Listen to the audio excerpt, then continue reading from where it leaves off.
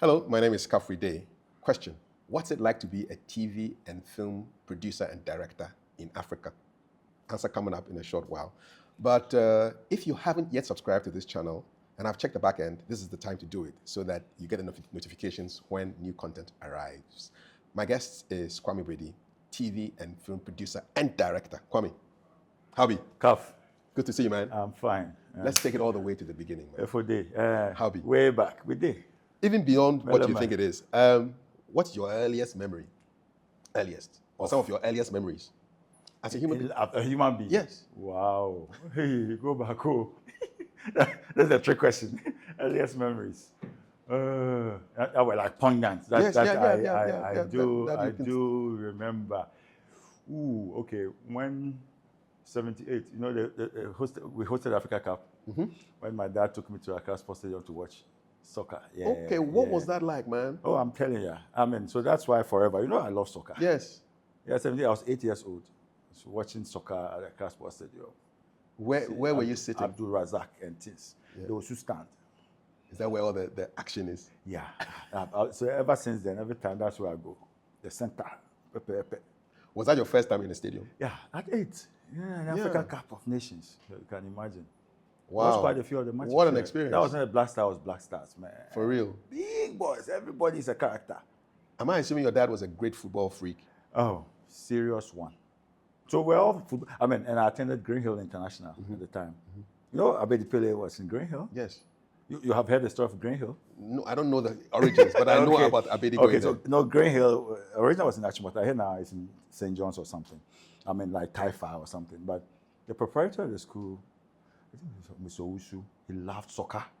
So, you know, those 70s and the 80s, Coles soccer was in vogue, serious one. And the Coles boys were the people that time we used to call Kobolo. Yes. Because they only go to school. Yeah. But they are Vagabonds. they are great soccer players. And Owusu liked soccer. So he'd go around the Coles places and pick the smartest of the footballers, the best of them, to come to school on scholarship. So he'd give them a stipend. Nice. Abedi Pele was one such people.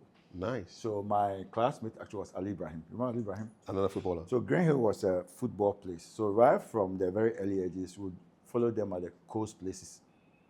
And then walk to the Accra Sports Stadium and watch soccer and things. So yeah, the 78 was one of the earliest ones. And Black Stars won.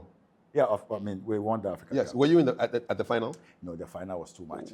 It was too much. Daddy looked at safety and said no. He told me that this is why I knew we'll go some. At that time, black and white television. Yes. So find someone and watch. And then, still 78. Was that when the coup? Well, The coup happened in 79. 79. You know, we're just talking about it behind the scenes right Yes. now. When Champon and was it Royal Amedome, they were the first two who were shot. Yeah, that one was also. And you remember that as well? Yeah, it was very poignant. I think it was a rainy day, and everything was cool and surreal and something else. You know, the firing squad shot to death. Did you guys understand what was going on as a 9-year-old? Yeah, I mean, our home, my dad was always, he's into geopolitics. So, I mean, I always tell this, if you want money for a shoe, you say he hasn't got money. But if you want money for a book, it will appear immediately. One time. So there were lots of books. So from a very early age, we were reading. So I was aware. I was aware of politics and things like that. So, you know, it was quite traumatic. And like I was saying another time, you know, Champon's regime, they had been vilified. So in one vein, it seemed as if criminals or the corporal were being killed. In another vein, it seemed too rough, too vicious. And so now we know better.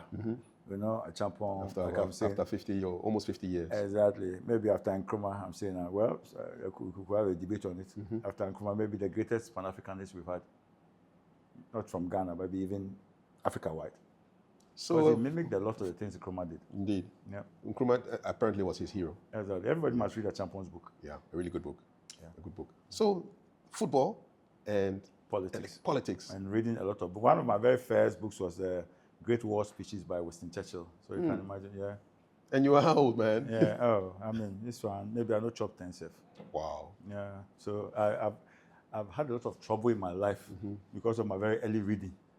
You know, so... It got you trouble? Yeah, it gives you trouble. How do you mean? It makes you aware too quickly. My mom used to tell me, so when you be in tell my neck, so your mind is open too early. Yeah. So when you meet your elders, you're supposed to have a certain look some humility, and you have to even bow a little. But when you become too wise, you tend to look up and look in your eyes.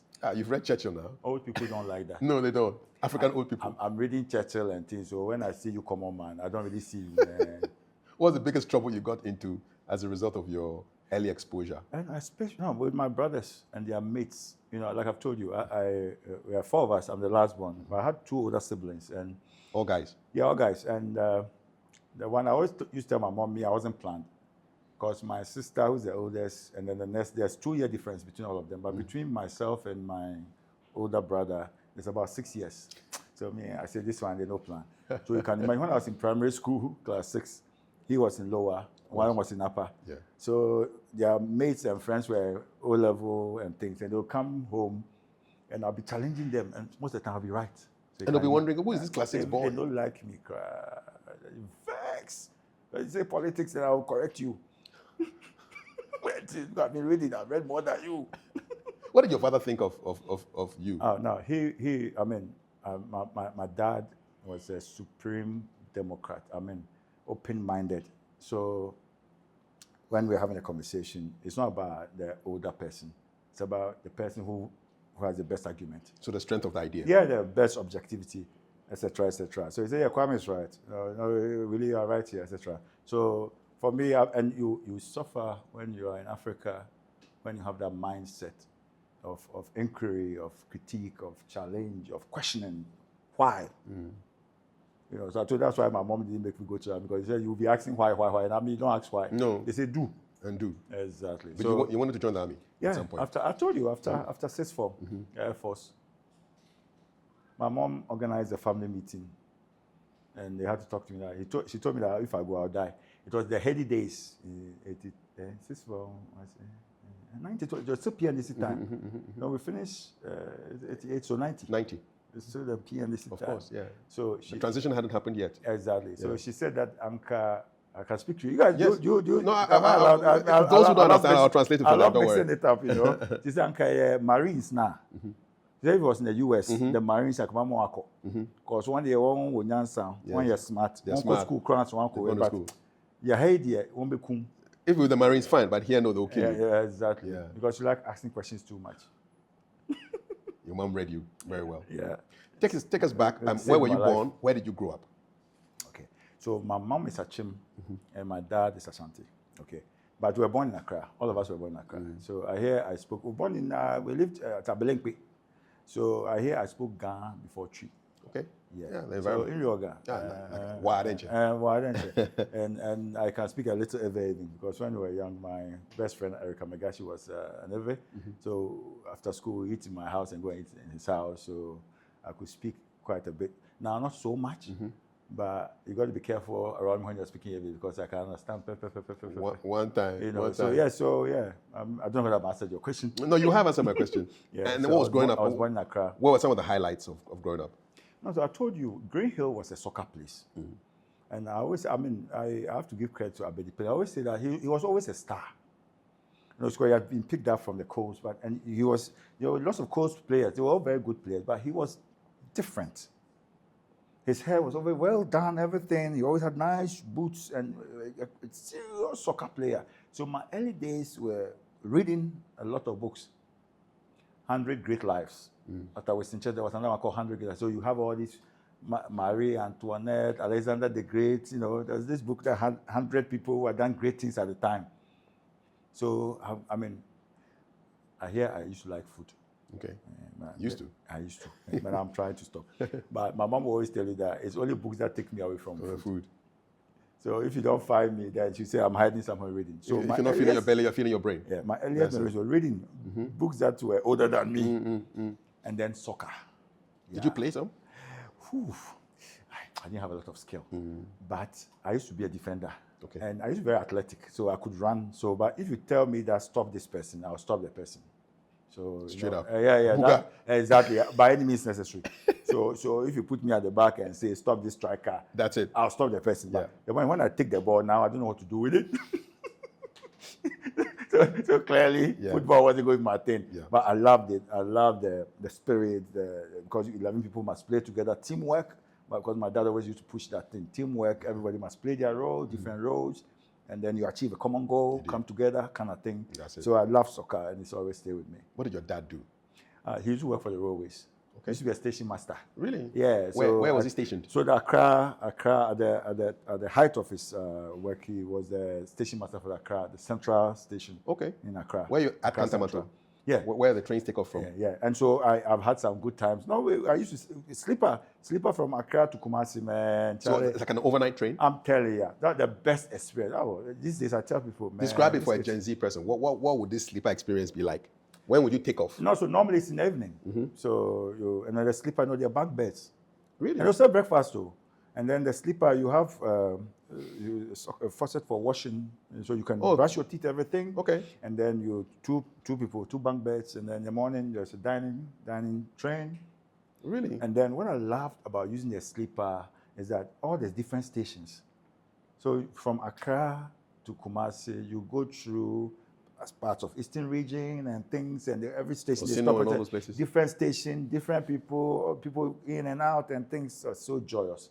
So I've always enjoyed. So that's one thing. When I'm traveling anywhere, if I go out of Ghana and I have the chance to move about, I tend to use the train. That's it. Yeah. Harking back to your days. Yeah, because you see the landscape, you see things, and it's a very enjoyable. What was the breakfast that they served you on that sleeper? Ooh, English breakfast. Hey, meaning what? I'm a colonial master. So ham, eggs. Exactly, all the mixed kind of thing. Really? Some small fruit juice.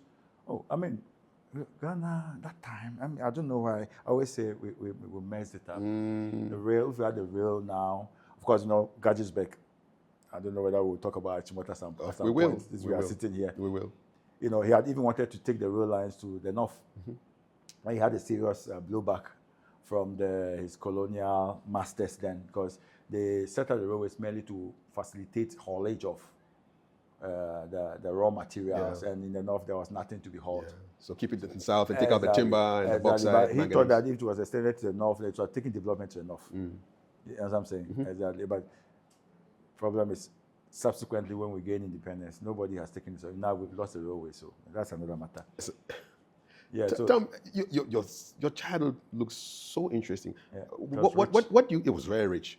What is the biggest lesson you learned from that time, say to the end of primary school?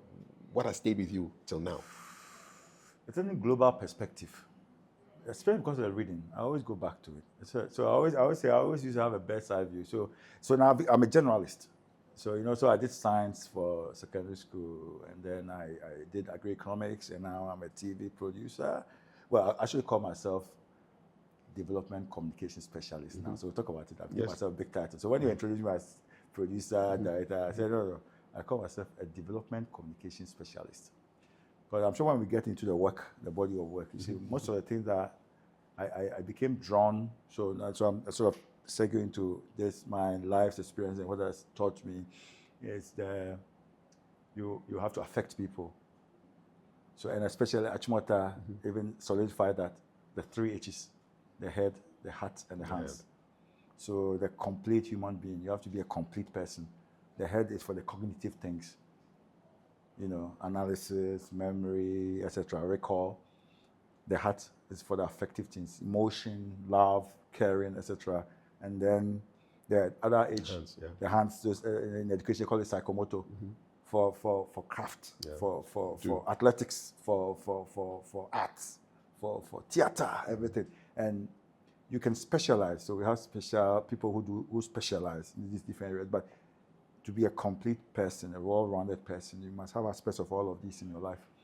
And I'm saying that the affective is what we're missing. And that's why I've stayed here in this industry, because most of the work I do, if you go into it, you see that it's to try to orient people, change minds, change behavior for the good. As Heroes Ride will come into that. So yes, those early times of reading gave me a certain bird's eye view, and I came across so many great men in those times, and so I also wanted to be great in my own way. Any great women too? Oh yeah, Marie Antoinette and things. Yes, Antoine. You're watching a conversation I'm having with development communication specialist Kwame Boadi, / TV and film producer and director. Yeah, that's all right. Kwame, how did you end up at Achimota School?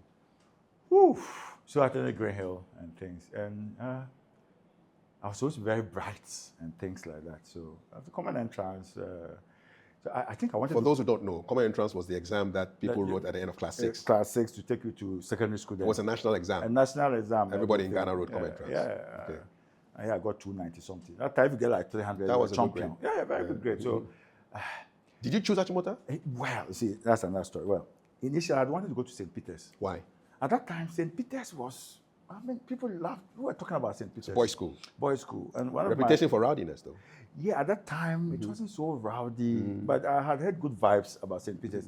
And I didn't want to stay in Accra because I was in Green Hill, and we used to play soccer against Achimota Primary, Achimota Preparatory. We followed them 11-0 and things. So I had a chance to visit Achimota campus, the campus. I love the campus, and Legon campus. But I was like, okay, I've seen it, but I want to see somewhere else. Did any family members attend Achimota school? No, I mean, my brother's Prempe, this other, my sister in Fansman.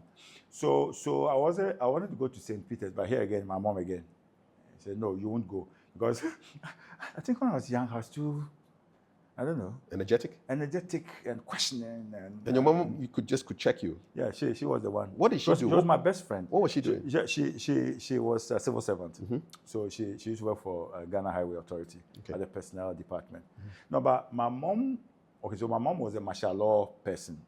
But because of the way my dad was Democrat and would allow you to talk, so my mom mixed the martial law with democracy a bit. So she would explain to you and things, and and so she said that St. Peter's. You're not going because the whole Wadudu.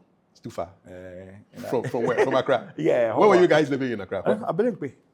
So Abelenkpe to the Eastern region was too far. Yeah. I mean, I think she wanted me to be close so she could keep an eye on me. Yeah. I'm my last baby. I'm sure she also wanted to, she wanted the connection. So I said, okay, Achimota school then. You chose it? Yeah, I chose Achimota school. Okay. So after the common entrance, there was a day we were playing soccer somewhere, and then one of my friends came and said, I've seen your name on the list. When the common entrance come, then the people were taken. Now there will be a list put out on the Achimota notice board. Those times, wasn't when you go and people will be lobbying and things. So no. The exams finish, the schools will make their choices, and then you'll be called. And they put the name there? They put the name there. No protocol? Somebody said they've seen my name there. So did you go and verify? Yeah, I came to check and it was there. What was your emotion when you saw your name up there? I'm not jobbing, but the contract was cool. So I could have gotten the school I wanted. So I wasn't really worried. I mean, that's all right. Were you excited? Easy. Yeah, to some extent. But it was normal. Did you know any friends, any people who had gone to Achimota school back then? No. Didn't know anybody? No. Who had gone to the school? Yes. Who had come to Achimota? Yes. Apart from the ones I'd read in the books. Okay. All right. Like in Chroma and things. So you had some historical figures who had gone there? Exactly. Okay. Exactly. So that's fine. My excitement was that it was a co-educational institution. Yeah. So I thought that was interesting. Green Hill was co-educational too. Yeah, but it's a higher level. Walk us through your recollections of day one. Who brought you to the school? No, so I was a day student of Form 5. Okay. Why? I told you mommy wanted to keep an eye on you. No, I'm sure she wanted company too. Okay. Because all the guys were out and things. And your dad was not at home all the time? No, he was, but station master, he goes and he comes later. Until the last train has left. He doesn't come home, so he come like 9:30, 10 thereabout. And although my mom was playing martial law, I was a confidant too, because she was a neighborhood agony aunt. Okay. Very wise Achim woman. So any matter in the area, they will come and see her to talk for counsel. And then she will tell the people that I'm her adjutant. Okay. I'm her counsel. So I would sit in meetings. You are how old then? When people small, because I was her years, and she told me I had a very objective mind. So after the meeting, then she asked me, "What do you think?" Really? And I said, "This person is lying," and normally to be true. Really? Yeah, so she wanted me around. Your mom really had confidence in you? Yeah, a lot. She would tell you, she knows me, I cut through the shaft, I say it as it is, straight up. So you're a day student coming from Abelenkpe to Achimota? Yeah, I used to walk. Oh, you used to walk? I walk through the forest. It's very easy. It was a forest? There's a 15, there's a forest. No forest from the main road. From Abelenkpe, you just walk, cut through, cross the road, then you walk through Abofu, for those who know Abofu, and then you appear at the Achimota police station, and then you climb up. Yeah, okay. 15-20 minute walk.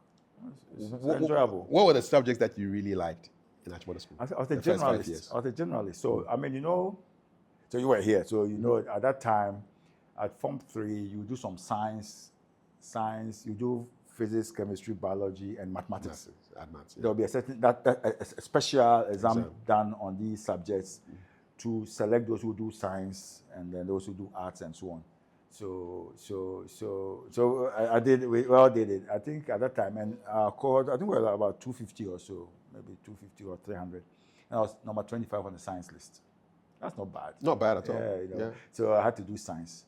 But I must confess, I was a humanities person, an arts person. I enjoyed the subjects I enjoyed were history, economics, and things, geography, the things that told you about the world, literature, especially, But at that time, if you were a science student, then things that you are prestige. There was something about the science thing. Class. But I always say I don't regret doing science. So I did science for O-level, science for A-level as well. But I always say it's good to have a science background because it gives you a certain inquiring, analytical ability. So you get the scientific method, which is critical in life in general. So you apply that scientific method. So you research, you think through things, you question, do analysis, question, and then make a decision. You understand? So I did science for O-level, science for A-level. I mean, when I was young, my mom's friends used to say either I'll be a medical doctor or a teacher or a priest. What did you think you were going to be? Apart from wanting to join the Air Force. You know that already. I like the military discipline and everything. You suffer when you're a generalist because you could be anything. So I wasn't very sure what I wanted. The medicine, I always say, when I was in C4, I knew I was in trouble. But I did physics, chemistry, biology. Not that the subjects were difficult. If I applied my mind to it, it was fine. But I wasn't interested. Especially physics, it was very abstract. All the numbers. Very abstract, And I was very good in mathematics too. I always say maybe I should have done mathematics in sixth form, physics, chemistry, maybe mathematics, not the biology. Not the biology was good, but because biology was more, actually I loved biology more than physics and chemistry because that was about the human body and things, so you could relate. But the problem was that I always say 2 or 3 months to A-level. A-level is a crunch thing, it's not an easy matter. A-level. It's a crazy exam. There was a physics test called Nelcon and Parker. I'm sure you've heard of it. So heavy one. So I'll be sitting with my friends and studying. Some of the guys will have their legs in water and things. So they don't sleep. Hard guys, they can study for 4 or 5 hours. But me, when I come, I'll have Ludlum. A big Ludlum test. You know Robert Ludlum. Yeah. It was one of my favorite novelists. And then I have the Nelcon and Parker there. So I'll read Ludlum for like 1.5 hours. Well, the guys are crunching the numbers, and then I'll look at Nelcon and Parker and just work two examples for like an hour. Then I'll pack my bag and go and sleep. That's it. I knew I was in trouble. I wasn't interested. Did it affect you in the A-level? Yeah, to some extent. Okay. Yeah, but I did well enough to go to university. Okay. To go to so you didn't bomb? Oh, no, I wouldn't bomb. I mean, you see, when you are shabre, you recover. You can use waste and miss. It be so. But I wasn't operating at my optimum. Yeah. So yeah. But you were able to pass and get to university. But before that, just on the Achimota experience, which of the masters had an impression on you? Ah, my God. I mean, you were here. It's Achimota, and that's what I say the students are lacking these days. They were characters. We'll talk about, later I came to teach here. Oh, yes. Okay. But we had so many teachers. And Amate, she taught biology. No nonsense woman. Sharp, you have to be punctual to a class. You can't make noise, so business-like. Toi, Kwapon. Zos, Mr. Boafu. Mr. Boafu. He was the assistant headmaster there. You remember Robert Tessiedu, who was the headmaster then? You used to call him Bobby Seta. Bobby Seta. See, I mean, all the guys, they were Father Buckle, who's now Bishop or Archbishop Buckle? Palmer Buckle. Yes, you knew him as Father Buckle. Yeah, he was a Catholic priest and, religious education. Religious education. And he was tall and handsome and very well built, even under his cassock, you could see that, Charlie. And he could speak so many languages. You remember? Morning assemblies. I mean, you if it's Father Buckle's time at the morning assembly, you don't want to cut. No. Because he will tell you all the stories and he will use about 5-6 different languages to talk and things like that. No, so Achimota was rich, not only the size of the campus and the fact that, you could be whoever you wanted to be, because you had all the options of sports, of academics, of affection. Did you learn to swim here? Whew, In Natural I School? used to fear water.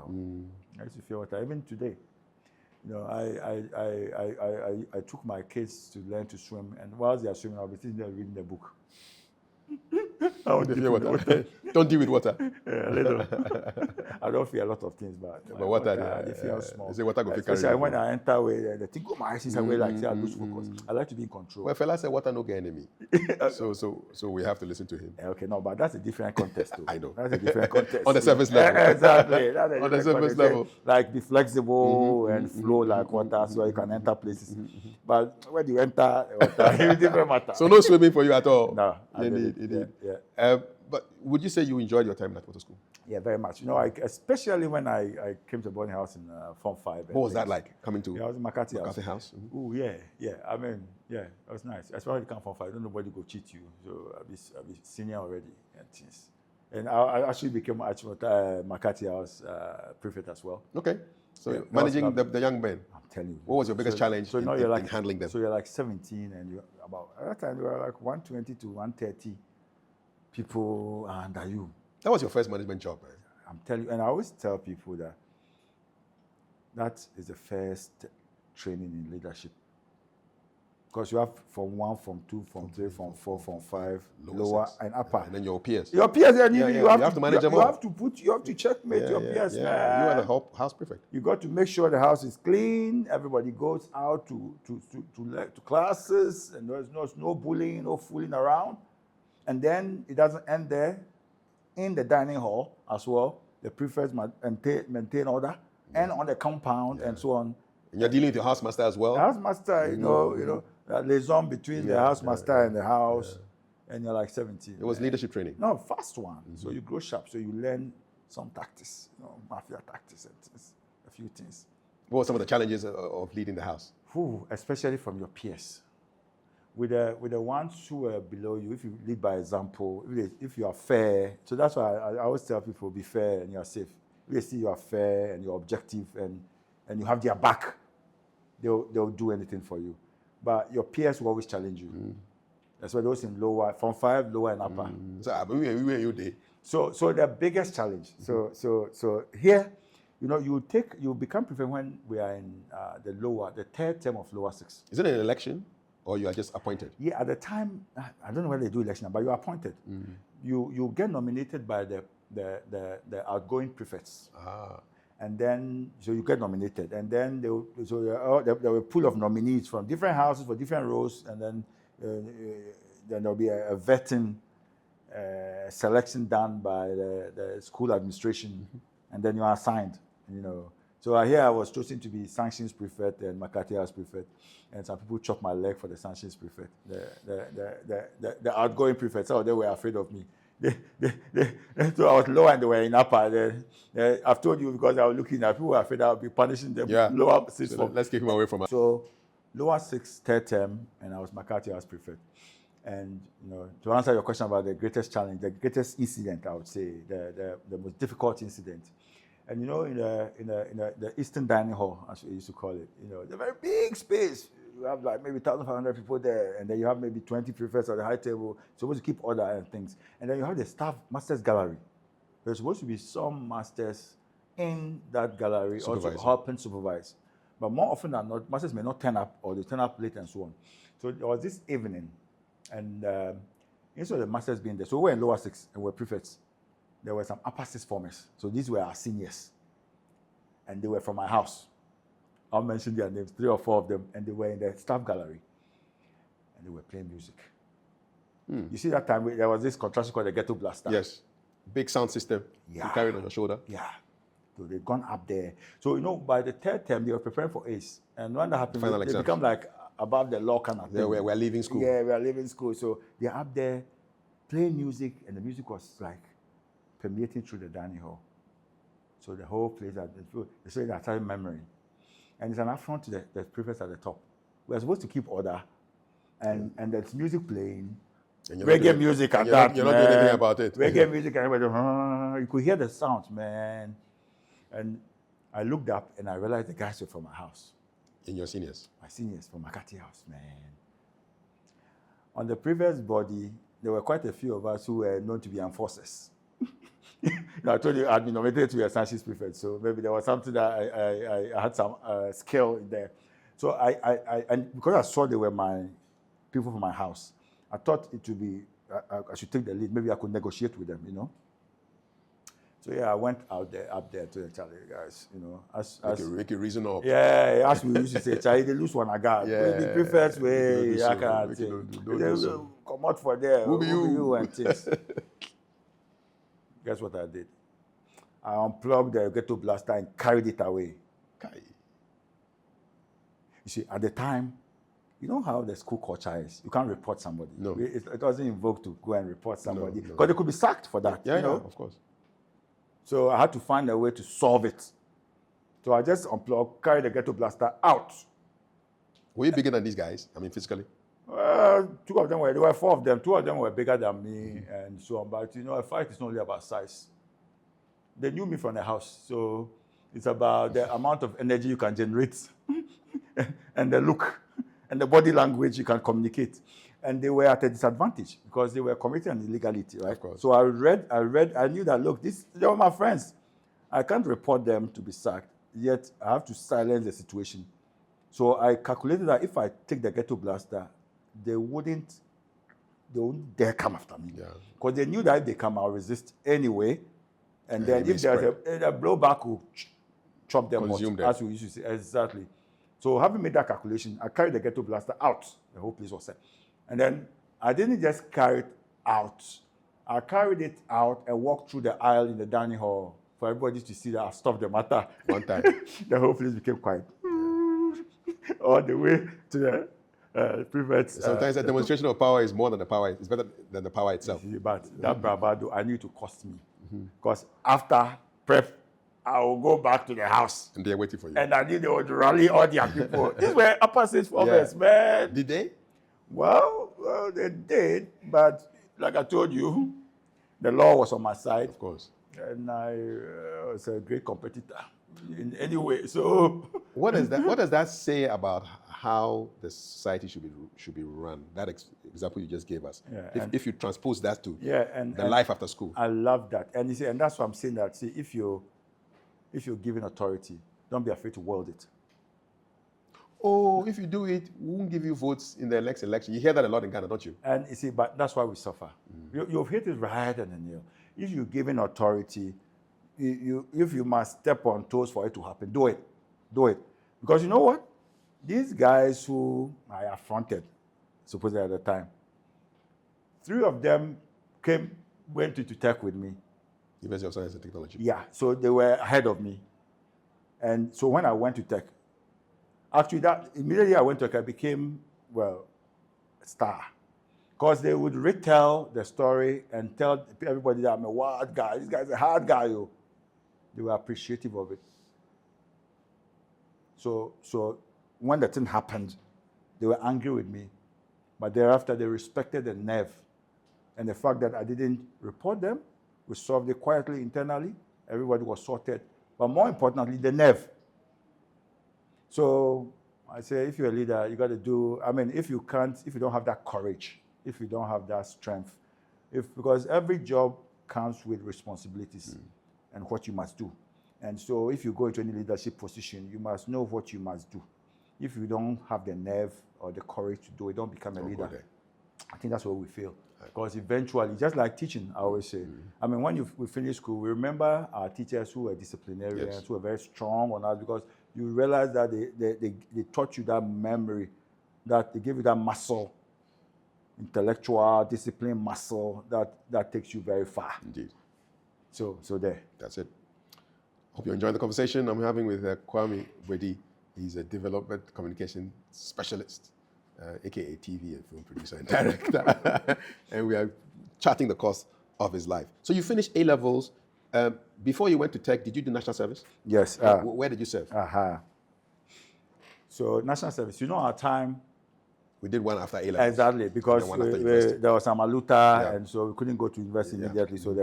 So at the time, everybody was afraid to leave Accra. I was posted to the central region. a place called I Am Free Okay. at Dunkwa Onofin. What's it known for? Ooh, gold. So Galamsey didn't start today. Oh. The days I had teachers. No. I had students who were doing Galamsey. Oh. Hey, I am free. At the time, there was this British mining company called Clough. So not just gold everywhere in Ghana. So the Clough had some concessions in the I Am Free area. And so I mean, you want me to tell you about my post A-level national service? Yeah, man. Okay, so I was posted to I Am Free at the time, SHS. And there was no science teacher over there, or maths teacher. So I was teaching maths, physics, chemistry, biology. In fact, when I went there, they had been set up. You know, this SHS, GHS thing was set up in a hurry. Teachers were not trained because there should be a transition period. Because it was supposed to bring this practical education, vocational education thing, you know, instead of the reading, writing, arithmetic thing. Yeah. So teachers should have been trained, reoriented. And then, but the teachers were not trained, but they got the equipment. So there were no teachers to manage the equipment. So when I went to this space, this small boy who just finished A-level, there were biology lab set up. Kits. In boxes, unopened. Same with physics. Same with chemistry. All in the headmaster's office. So you unboxed Yeah, them? unbox and I do a lot of reading and set up small things. And then I was teaching mathematics as So well. you're practicalizing whatever you learned. at Teaching your mother's mathematics school. as well. Yeah, there were about 6 of us, you know, all from Accra. And so All males? Yeah, no, three guys, Sorry, three girls. ladies. Okay. Now, but the interesting thing is about the mathematics. No, it wasn't SHS. So JHS. SHS hasn't come yet. Yeah, it was JHS. Yes, junior secondary school. Exactly. GSS. But so, JSS at the time. Yes, yeah, junior secondary And school. it means that when you are in JSS 3, you will sit an exam that will take you to SHS 1. And that JHS 3 exam was almost like O-level. Okay? So it's a serious matter. Okay? Now, so I was teaching mathematics as well. So the first day that I entered the JSS 3 class, I said, let me test these guys, their skills. So somebody just told me, yes. So I just called the first one and say 7 times. No, I mean, ideally, somebody who's preparing to do a mathematics like O-level mathematics thing. You must know your 7 times table. No, the times table shouldn't be the one I should even test you with. No. Because times table is in primary school. Primary, man. But long. something just told me, because I could hear the talk, you can feel the level without even talking to the people. So I said 6 times, 7 times. Charlie, nobody feels say 7 times. 6 times, nobody. 5 times with somebody, one guy feel 100. 5. I knew I was in trouble. I'm supposed to teach these people to do like O-level math. And they can't even do 6 times table or 7. No, but I see. But so I said this: if I can even get 2 of these people to continue, I'd have done my job. And I did. 2 of them went to Legon. Oh, wow. That's another story. But you know, so I was so into the job. So I had to start from scratch, rudimentary. And teach the time, because the timetable is very basic in mathematics for everything else. Okay, if you can handle timetable, then all the other things can follow. You know, so every morning I'll do some kind of mentor, and I was so committed. At that time, you could lash, you know. So Were you liberal with the cane? yeah, a little, you know, and then I fell ill. I had malaria. I'll come back to my mom again, so I had to come to Accra. So I came to Accra. I'm sure it was normal malaria because I've been the place where we're sleeping, mosquitoes and things. And then so my mom was talking to me and asked me, I was telling them how I used to lash them because they were not. I said, hey, I'll go to Tree again because she used to speak Tree. My mom would never speak English. She used to speak good English, but she never speak English with you at home. He said, hey, oh, she a crossing color no. He's like, If you whip you are whipping the guys in the village. they'll kill you. You are whipping the kids in the village, they'll kill you. I said, no, hey. Don't do that. Also, don't ever touch any of them. You just help them. Don't touch them. It's true. After I recovered and I went back, I stopped caning. I never got sick again. So maybe, I don't know. They were working you. That's the theory, man. Possible practicalize. Yeah, well, I guess you listen to mommy. Yeah. That was something else. Yeah. So that was I Am Free. So for 1 year. You taught. So for 1 year, yes, I taught mathematics, physics, chemistry, biology. And later I became their best teacher. Look, they had a table tennis set. I put it out, volleyball. We fixed the volleyball. And then every Friday, there was this culture where the headmaster would, every Friday, they were told to bring something for their teachers. Actually, Friday will come with the veranda top, foodstuffs, massive. Cassava, Cassava, plantain. everything. Now, at the place I am free, there are some very generous landlord had given us everybody a room and so on. So I would carry. So the landlord's wife was always looking forward to Fridays because I'll carry Some stuff foodstuffs can home. give them, you know. Although she would cook and I'll eat. Because,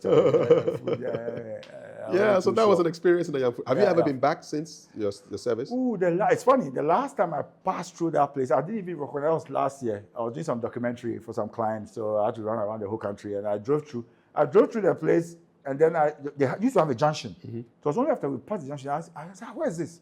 Then the guy mentioned, "I'm fine." I said, "Wait, stop." No. Then I got down, and I went to sort of walk around the place. I changed. How did it change? Pits, Galamsey pits everywhere. What was it like when you were doing your national service? That's why I was going to ask you. I nearly missed that one. So there were some boys who were in JSS 3. So the boys in the beginning, they liked me from the scratch because they saw my commitment. So I wanted to do good by them and so on. So they liked me. But there were some 3 or 4 boys who I think were doing Galamsey. And so they will absent themselves quite a bit. And I wasn't sure why. So one day I confronted them. They told me that they do Galamsey. They go to illegal gold mining and things.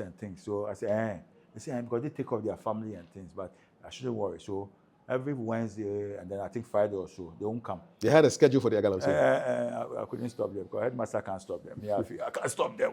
So we negotiated. So those days in the evenings, they will come to see me and I'll tell them. For catch up. Yeah, catch up. And so what would happen is that we would be, after they had outed, we'll be in a class, maybe it will be break time. I'll be standing at the veranda. And they they go at dawn, because they're doing it illegally at the time. It's always been illegal. They will go at dawn. And so around maybe 11 a.m., 12 is when they will be emerging.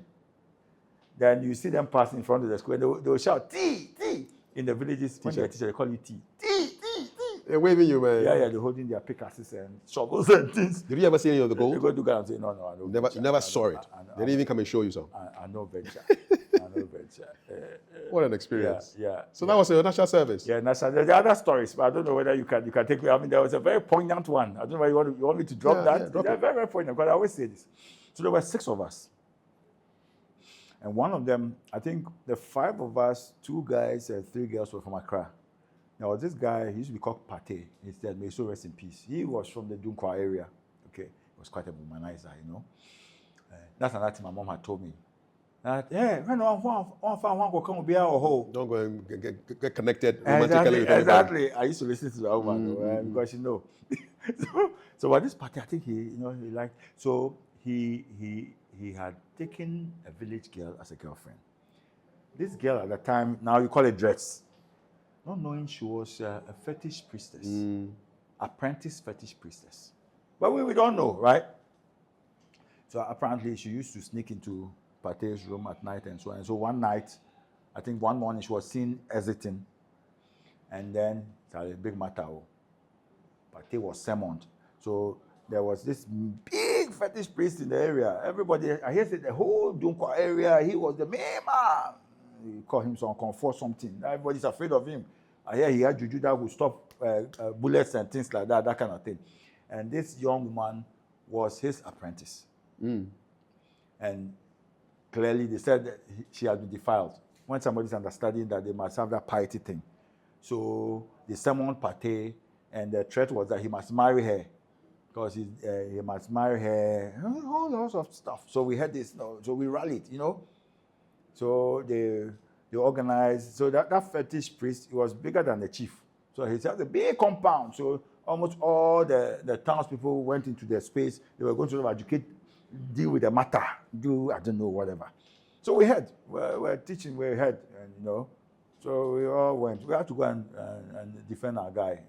He had been put in front of the space like some criminal and things, So they were saying a matter and things. And we who were the national service people, we were also sitting there waiting. So they talked the matter. The bottom line was that he had been playing hanky-panky with her, and she was supposed to be clean, belong to the gods, So at that stage, nobody can do anything, everything. And so he had to marry her or something funny like that. You understand? At that time, the National Service Coordinator, the main office was at Duncan. It was too far away. There was no mobile phone and things at that time. So we could have let the guy to come and defend us. So we had to defend ourselves. So I raised my hand. I became the guy's counsel because somebody must defend him. So I said that, look, we've been sent from different places in Accra to this place. We don't know the culture and norms here. Just that we've come here. Since we came, they've seen us. We're working. We're teaching their kids. Okay? We are working for them, etc. Now, this matter that has been relayed, the woman, the lady they were talking about is older than Pate. Because at that time, after A-level, so this guy was like 18, but this guy was like 22 or 23. So I mentioned the age matter first of all. Okay, 1, older than him. 2, we don't know that she's under apprenticeship, and so she mustn't do anything with anybody. We don't know. She knows. We don't know. Right? Okay. And it was by consent too. It's not a rape matter. The way they're talking, now for this piece, became my best friend. Because I over him. I said, yeah, we don't know. She knows. And it was by consent. They didn't say that the guy was forcing her. They said they saw her exiting the room. And in fact, that also even means that, are we clear whether they did something or not? Has she told them that the guy did something to her? And if they did, whose fault would it be? Would it be our friend who doesn't know that she's under apprenticeship and so she shouldn't do all this? She who knows she's under apprenticeship and mustn't do anything. And again, so we are far away. Our parents are far away, and we are here, and they are virtually cornering us. So, well, if they force the guy to marry as they wanted, we would all immediately vacate our post, and we'll go to report the matter, and it could be an abuse. Then the fetish priest said, if I was saying, what's your name? I told him my name. He said, and I'm telling you, this is for that leadership Ashimota thing. Don't forget, Ashimota today was a lot of bullying and hardness. So you can see a bluff when you see one. So the time we set up and the whole rigmarole and the noise they were making, I could see it was a bluff move. So that gave me the nerve to come out like that. I said, if I was saying, I mentioned my name. So you're Bema. When he said, exactly. So yeah, Bema, what can I say? I said, yeah, because we came here, we come with an open heart. So I related how I do 4 different jobs, set up this, set up that, everything. There were some of the students there, they were doing, they were, etc. And now this was, and so I thought it was a non-matter. I thought it was more of an abuse than anything else. So she should know better. So maybe it is she who they must sort of straighten up. And she's older than the guy. Oh, the matter finished. And that's how you solved that issue? Yeah, we solved it one time. Good job. One time. And then, is it when you got to the Kwame Boadi University of Science and Technology that the film and TV bug bit you? No. That's after school. So I did agri-economics. Okay. So did you choose it?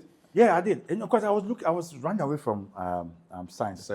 I had the option to do pharmacy. I hadn't blown the ace good enough to do medicine as everybody was thinking. I mean, I can't do medicine because when we're in sixth form, when we had to dissect, you had to dissect guinea pig. They had a tire. I could never execute a successful dissection. I knew I was in trouble. Medicine wasn't for me, Charlie.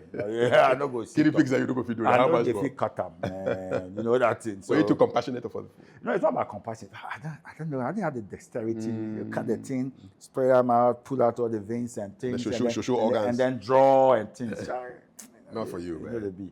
So I knew I had to move away. But why agri-economics, though? That's a good one. So I've told you from my reading, there was that global perspective. And the agriculture is key. Up to now, we are not able to feed ourselves, right? How does that make you feel, man? Exactly. I'm ashamed. Ashamed. So, but the agri-economist is that strategic thinker in the agri space. You know what I'm saying? And do all the research and things, and whatever is a territory or country or whatever, use the matrices to decide the best mix of agri ventures that must happen and how they must happen and things. I thought it was interesting. I like big things. So, and agri-economics, because I did economics in the O level, I sort of liked it. It was the closest humanities kind of subject that I've done. And it's a science too. So science, exactly. The biology too. I told you I used to like biology. So agri-economics was good because it would be moving me gradually out of science, but not out of Totally it, and out so of on. So yeah, I did agri-economics, and in problem with tech is that it was 4-year thing. The guys in Legon would use 3 years. So the tech matter, instead of spending 4 years, we spent 5.5 years. Was there a strike of some sort? Yeah, when we were in first year, what did you call it? Is it matriculation? When you go first, you call it matriculation. Yes, matriculation. Our matriculation was a very chaotic thing. So at that time, there was a looter on campus. So we stayed home like 6 months. Now they bring us and we'll do Misbehave and then go back. Go back 6 months. And then our final year, the lecturers went on strike for almost 1 year, like 9 months. They are tired to finish. 5+ years. Meanwhile, my mates in Legon had done 3 years and I finished and were working. And done their national service and were working. Vexed, man. I tired. And that you're talking about tech. I didn't enjoy. I enjoyed tech for the social life. It was. What was the social life like? Ooh, lots of freaking, as they used to call it at the time. Yes, clubbing, right? Wednesday, Thursday, Friday, Saturday, Sunday. That one. On campus or off campus? Off campus and on campus too. Tech had a culture of doing a lot of parties over the weekend. So 2 or 3 rooms, they'll put themselves together and bring your bottle. And Tech, there was a culture where everybody had some big sound system and things. So the sound system will be a problem. So bring your bottle, sound system happy, and we're having a serious party, boys and girls. And then at that time, Kumasi too, they had Foxtrot, Dim Light, Podium, lots of clubs. Clubs, man. And then the JCRs too. Junior common room. Lots of Guinness drinking and things. You guys were chilling. You drink Guinness in the evening, in the morning, 7 a.m. sharp. You walk to Mecca. Mecca was where the faculties were. Now, but in Achimota, and especially when you're a prefect, you have your own room, a room to yourself. Not only a prefect, most of the sixth forms will have their rooms to themselves. Yeah. And again, in the sixth form, during our sixth form, especially Madam Anamate, who used to teach us biology, Titi Ofe, who used to teach us chemistry and things, they used to use this thing about discovery learning and so on. They won't come to class and have a notebook and be reading notes to you. They'll drop something, some subject, some topic or something, and then we'll find out ourselves. We'll discuss and discover. Which is the way to do to teach people critical thinking and things. Now I go to university. My very first lecture, this guy's a professor. Then he comes, he's holding an old note, the one they call note 1. He has notes, and the guy is reading notes to us. Secondary school, so my vision of university was something big. This is the place where you're supposed to discover yourself and become something big, and we had to be copying notes. It wasn't nice. You were shocked? Yeah, and it was a semester system. So I always tell people, I think by the second year, my grade was 89 point something. So first class things. But I finished at 69. But I progressively came down. I was hardly going for lectures, I'll tell you. Because the way that it was structured, it was easy to just study for 2 weeks and go and do exams and pass. So you just wait. No, because it was notes. So if you don't even go to the lecture, you can get the notes. Yeah, you get the notes. You just have to make sure that there's a dangerous situation. You just have to make sure that 2 weeks before the exam, you sit down and study, and nothing can shake you.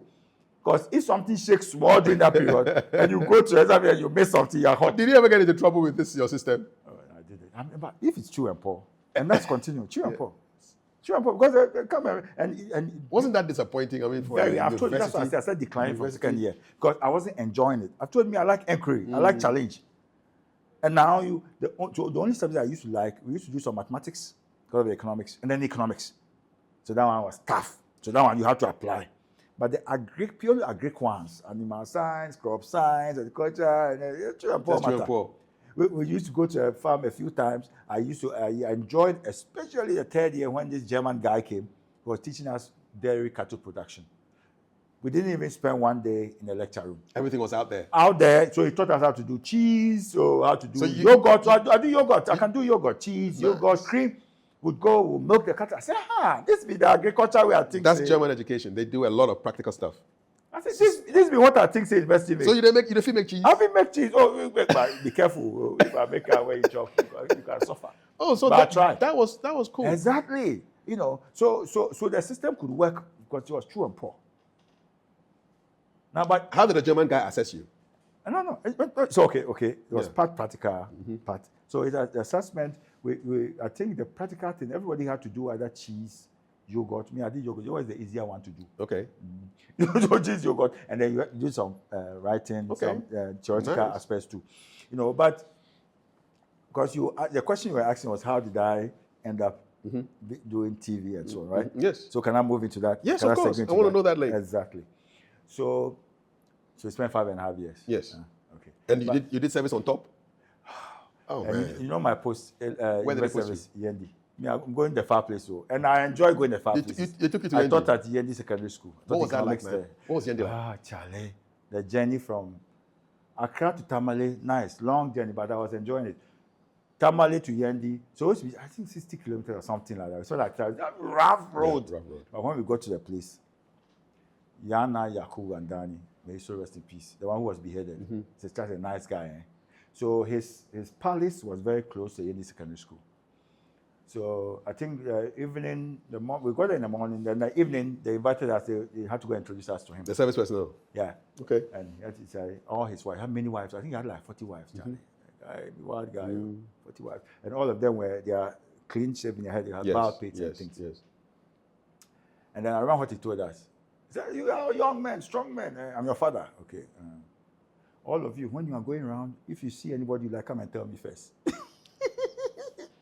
Before you go and think about this wife. Exactly. and get into the problem that the village priest. But he was such a nice guy. Yeah. I mean, he said, look, he was there for us. Yeah. If you're hungry, come. If you need this, come. If you need that, come. And he was obviously a very educated man. Did you enjoy teaching at Yendi? Yeah. What was your subject? Economics. Okay. Economics. Okay. But there again, you know, and I've always had fond memories of the North because of that. Because you see, they are so eager. They're so hardworking. They're eager to learn.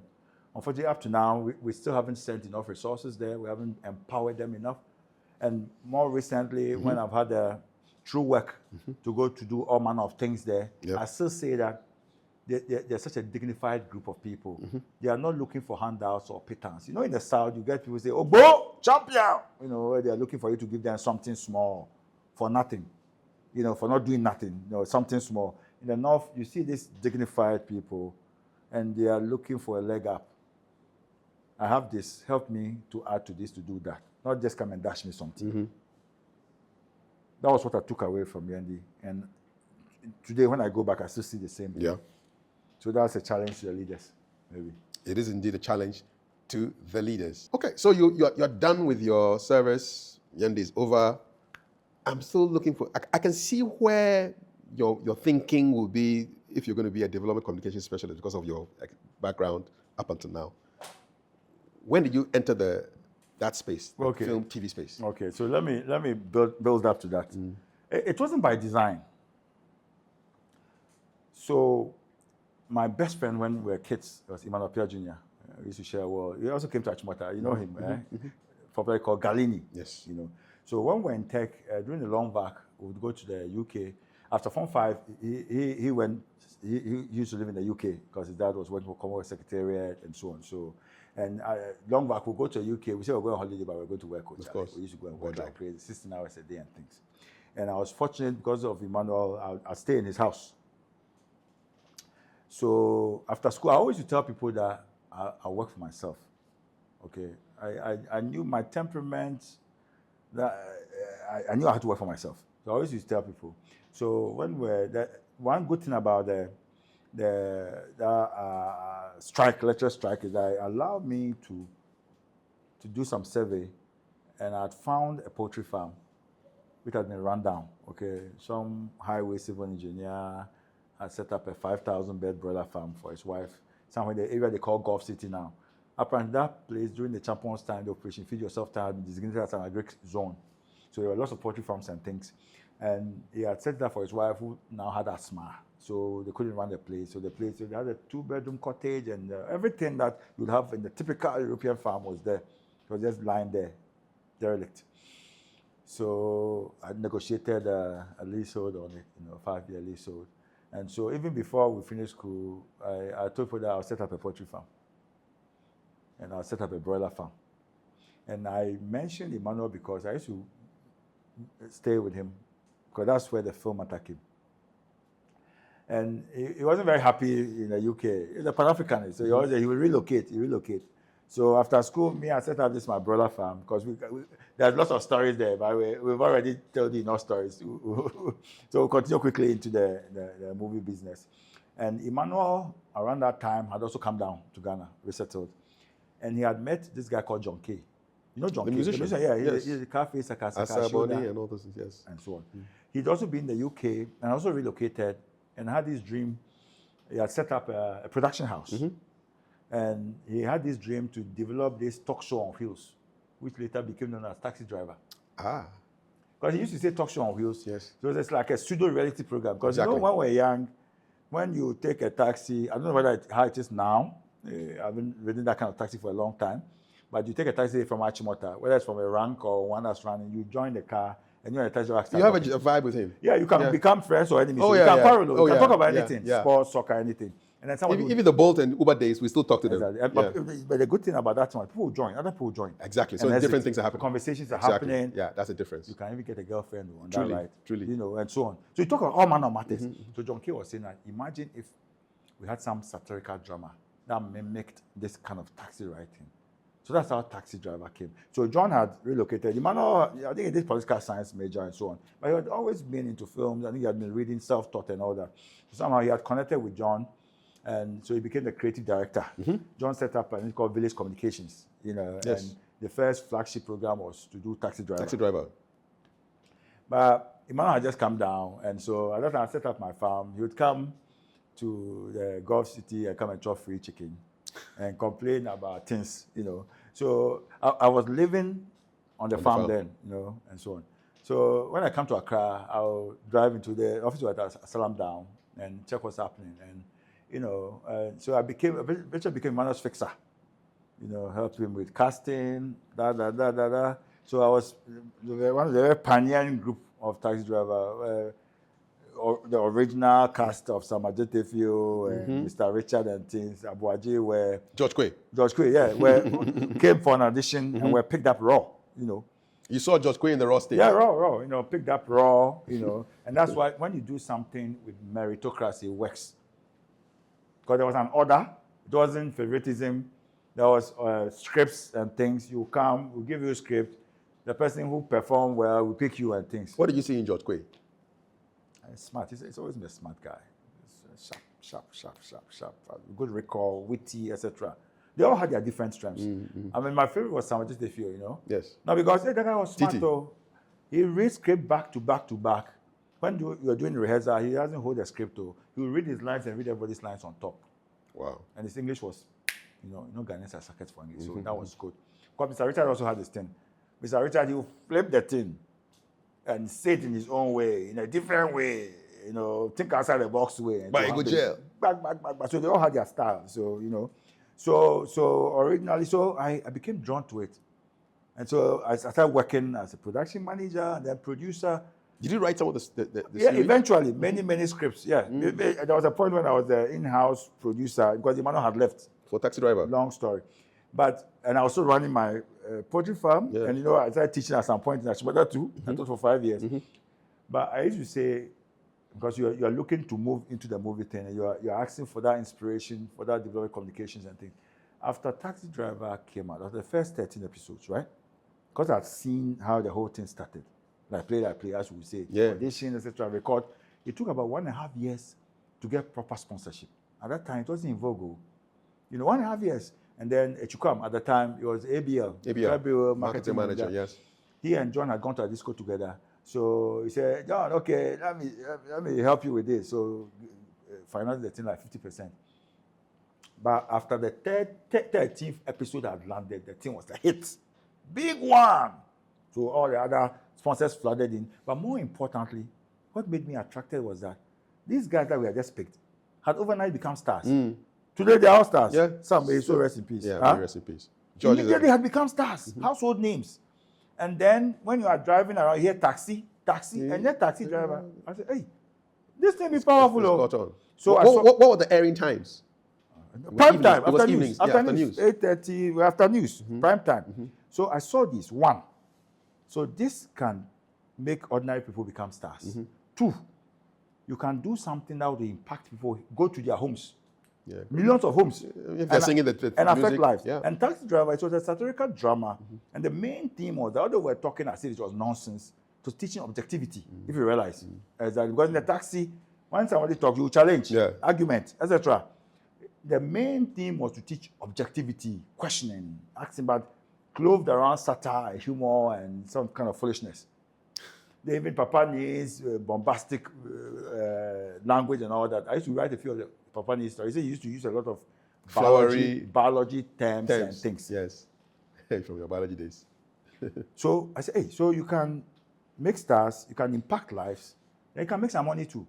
I mean, it has never been like the Hollywood money. No. Because by now you see like 5 bodyguards. But it's still good money. But so straight away I say, this is software, poetry is hardware. I always used to say that, you know. So I gradually became drawn to the software aspects of things. And who did you leave the poetry for? That's another story. Okay. This poetry matter. Somebody else. Let me wrap it up for you quickly. No, because I done the broiler. Okay, you know there's broiler and there's layers and things like that. The layer demands a lot of capital because you have to get the birds from day old, grow them from about 6 months or more before they start laying, and they will lay for a long time. So you have to pump in a lot of things. I like the broilers because I had small capital. I'd taken this place, leasehold, refurbished it, etc. So the broilers, you take them between 6 and 8 weeks, then they are ready to be sold. And that's for meat. Yeah. For the restaurants and things. And what I used to do is that I wasn't just growing chickens for occasion. I was growing for the hospitality. So every week I'll take 500 birds. So there was a time when I'd fill the whole place with 5,000 birds, but every week I'll be slaughtering 500. So I'll feed. There used to be a place called Taco Bell, even Paloma, etc. Then some of the market women too. So you're doing your own marketing yourself? Yeah. At that time, I had this Opel Schooner hatchback, and I'll be wearing my boots and Where the chicken trainers day and is things. No, I know they do that one. That one, you'll be smart. I did economics, so no, I'll go look for the market. They can't carry up. So they can't carry up. You can't carry up in bulk. Maybe one. No. So it's the market women who were problematic. Why? Yeah, they'll come and chasing for your money was a big deal. Some things don't change. Even today, it's like that. When you're chasing for, we've done a contract for anybody, whether it's government or private people, and you have to go and get your money. So the market woman will come, some of them will bring their daughters. Try and confuse you. Yeah, because you see at that time, young, hunky guy. So my daughter no. That's collateral or what? You see, you have to be smart, man. If you go take that one, problem for you. Your chicken finished. So was your chicken business feeding your TV, your budding TV? No, it wasn't. At that time, I was working for Village. So the Village, we were working on contract. So I don't have problems. So there was none of that money was going through. But so I'd taken this place for 5 years. My original plan was to, after 5 years, I would go and do my master's MBA. You know, I always want to go and do MBA in Yankee. You know, kind of thing, do finance or something. So I'm moving away from science. So it was good. The poetry was good. You know why? Because I was doing my own feed.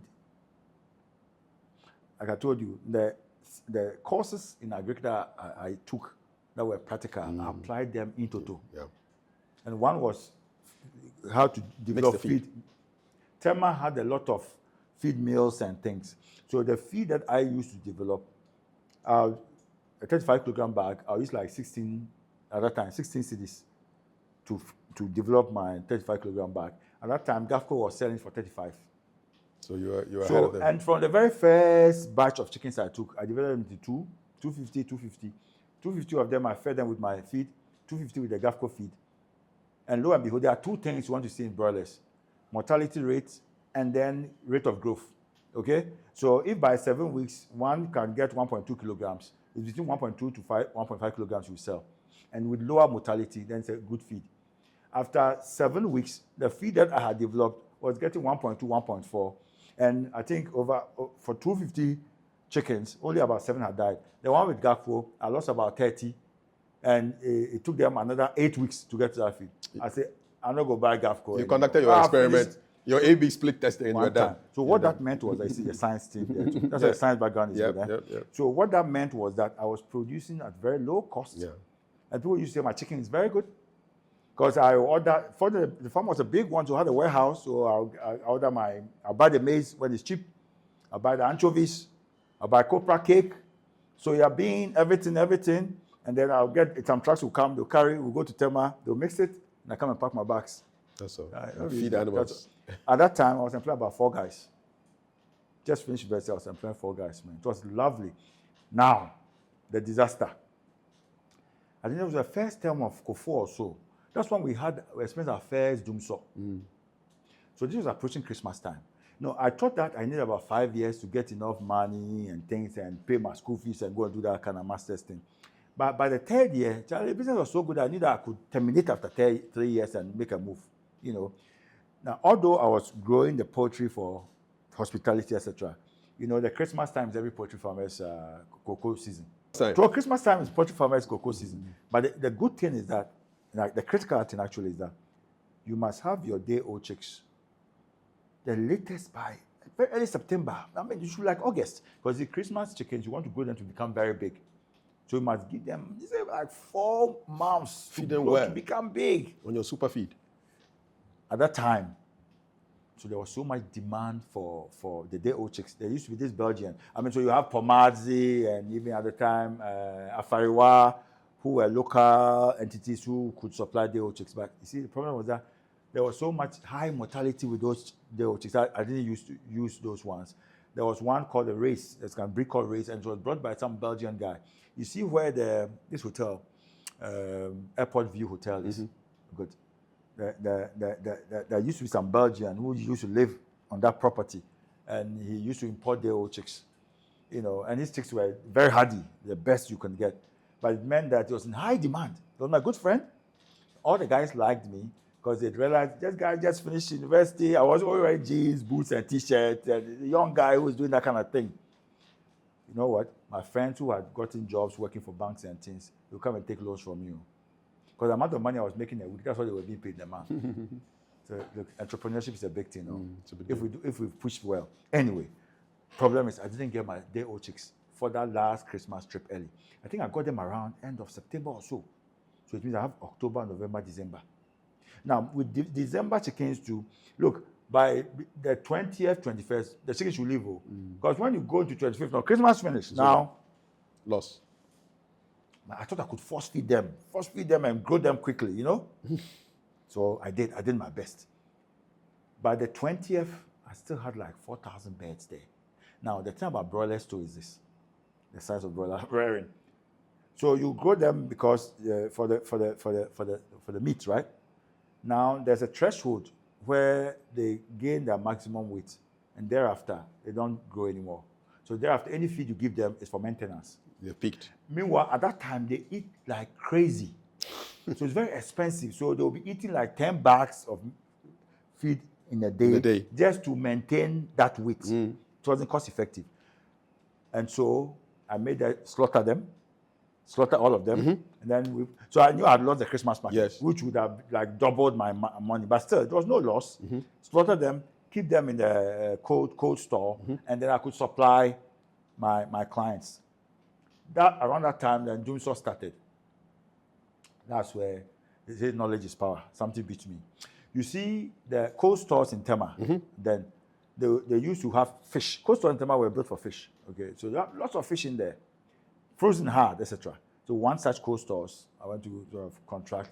You pay for a certain number of days or months to keep them, and then you pay them off and so on. The thing with chickens is that when you freeze chicken, they must be deep frozen very quickly. Okay. To maintain the freshness, right? No, not freshness. Because you see, the inside tends to be warm. So it must be deep frozen so that the whole thing becomes chill in the first 2-3 hours. Then now you can maintain the temperature, they are fine. Because of the Doomsaw, the guy, the standby generator he had wasn't strong enough to blast the cold store very well. It was around that time I went to keep my chickens there. Okay. So I killed 4,000 chickens. I left the farm, come back to Chimota, where my mom was. They chill. Then I had another. By that time, my best customer was a guy who ran an entity called Taco Bell. I don't know whether it still runs in Tema, Taco Bell. It was this guy who had moved from Germany and come, and he loved me because of young man, and he could, that the white people, that's how they do, So he was my best customer. And he called me around, in the evening around 5 on a Friday, that he had a wedding order. So could I supply with 500 beds? So I called I was in Accra then. I called one of my guys. I had four boys, Although we had killed all of them, 2 of them were on the farm for such contingencies like this. So I called him, go and supply Taco Bell. So you take a taxi, go to the cold store, take the chickens, go to eat Taco Bell. This was around 5 p.m. Around 10 p.m. Then I saw my phone ringing. So the Taco Bell guy. You know, I'm like, oh, okay, take the call. Say, Kwame, why did you do this to me? I said, oh, what's up? Say, come. Where are you? Are you on the phone? I said, I'm in Accra. Say, can you come to Tema? Come now. That time I used to do the motorway in 9 minutes. So. Too fast, bro. No, but it was smooth. Motorway, I mean, 120 the mama know you were doing motorway at 9 minutes? No, you see. 120 kilometers. So you can manage. Not today that the motorway is at death trap. Yeah. So, I go Taco Bell. They said, come. He took me to his kitchen. They split about 30 of the beds, and the inside were all green. Yeah. No, see, but when I entered the kitchen, then I burst out laughing. He didn't understand. I said, Kwame. I said, no, I'm not thinking about 500 though. I'm thinking about the 3,500 there now. So it means I've lost all the beds, man. That was my first baptism of fire. So these days I walk through coals. I walk through fire. I don't blink. Because I do number maybe 25, 26, Charlie. 4,500 beds. It was enough to pay my school fees, buy my ticket, and do things. All go like that. So that was how the poetry form went. Fortunately, at that time, I was already producing Taxi Driver, and I had come to Achimota School too. You want to know about Achimota School matter? You want to know more about the films, man? Yeah, so let's go to the film. So Then you did Kotokraba. yeah, good. So Taxi Driver, and that's where my departure from village happened. And one time, Emmanuel had gone. He'd gone to Canada to do some masters in script writing or something like that. Emmanuel and I had gone to village. Eventually, we had become partners and we were contracted by Village Communications to produce Taxi Driver for them. So we were like some outsourced unit in the space, okay? And so Village was an organization on its own, but the two of us were running the creative and producing content for them. And business aspects of it. You know, we're looking for, Emmanuel was the creative side, I was doing the business side, looking for sponsorship, looking for this, that, putting together, etc. It's all good. And then Emmanuel had this opportunity to go to Canada to do some masters in script writing as well. So he left. So I that's when I started writing the scripts and things. So I had to run the whole operation. Okay. Yourself, yeah. So we'll have a director, we'll have a DOP and so on, but I'll manage everything. It was fine. Just running nicely. And then there was this new series, number 5 Kotokraba Street, that we brought up. At that time, we were going to use Kojo Dason. You know, there are many people. What's his name? I think he's also died right now. They used to be called Apache. Ado. William. I hear he's also gone. Yes, he passed last week. Consummate actors, man.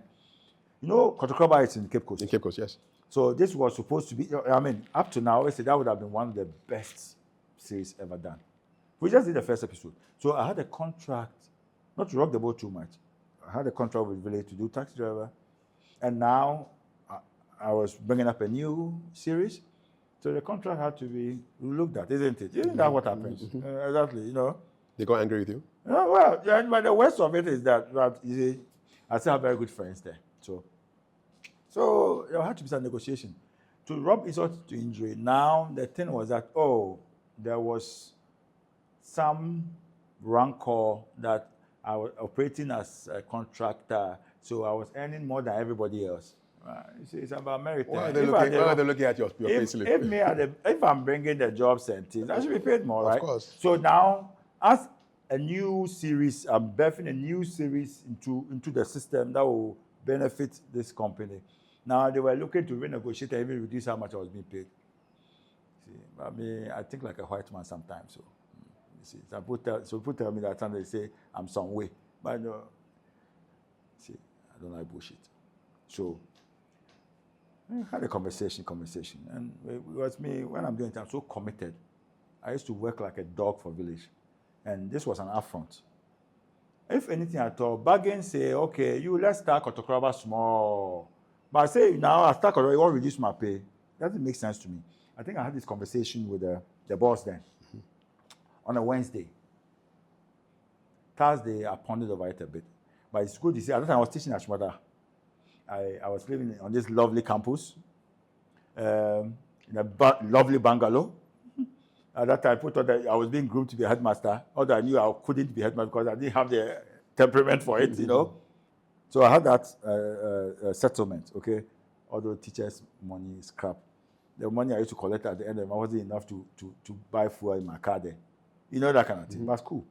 I chew on it. I said, no, maybe this is the time to leave. So Thursday, Friday, ponder over the matter. Saturday, we're not recording, fortunately. I went to the office. Because the office I used to use, everything in there was mine. My computer, everything. I sit down, I said, no, but I won't leave these guys in the lurch, right? Fortunately, we had developed about 6 scripts for Taxi Driver.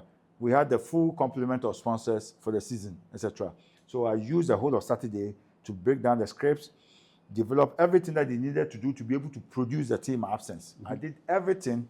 I wrote a nice resignation letter. Off. I mean, that's me. I mean, I go resign right now. And you're done. Yeah, we don't have that culture here too. Because now you got to resign. See, because we fear. Because that's, you see, now I'm going to say, so that's how come Sun City became. If I hadn't resigned from Village, I wouldn't have done Sun City. I wouldn't have done Sun City. Did they try to get you back? No, they wouldn't try. They know me. Say me, I bend over backwards. I'm committed. I'll eat grass, etc. But when I make a decision, people who know me know when I make decisions, I make decisions. What was the story behind Sun City? That was another Exactly. thing. So I'm going. If I make decision, I make decision. You're done. So yeah, it was done. I mean, because it was an upfront.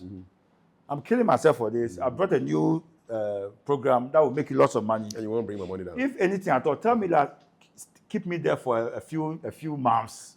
But if you say now you can't reduce my pay, it's like a slap in the face. Yeah, man. You know what I'm saying? Exactly. So finish. That's it.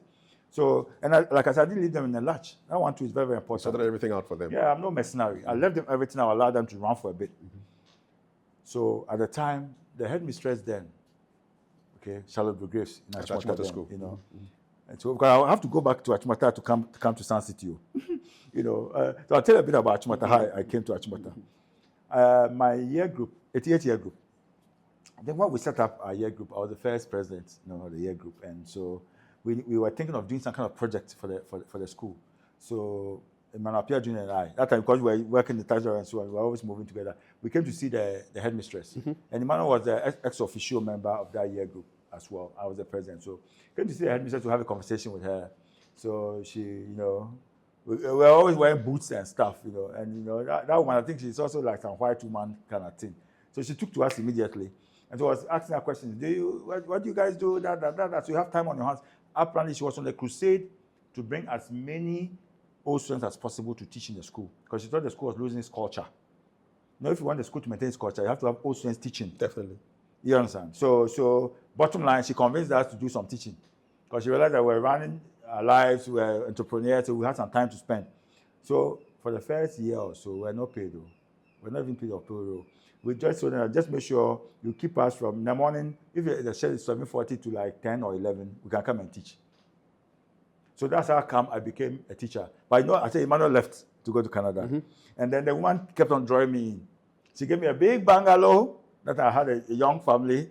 And my daughter used to love the campus. Up to now, she said, Daddy, when are you going back to teach? There's a big girl now because she loved this campus. I'll be wheeling her around the pram and so on. And so I started liking the teaching. And you can affect lives, huh?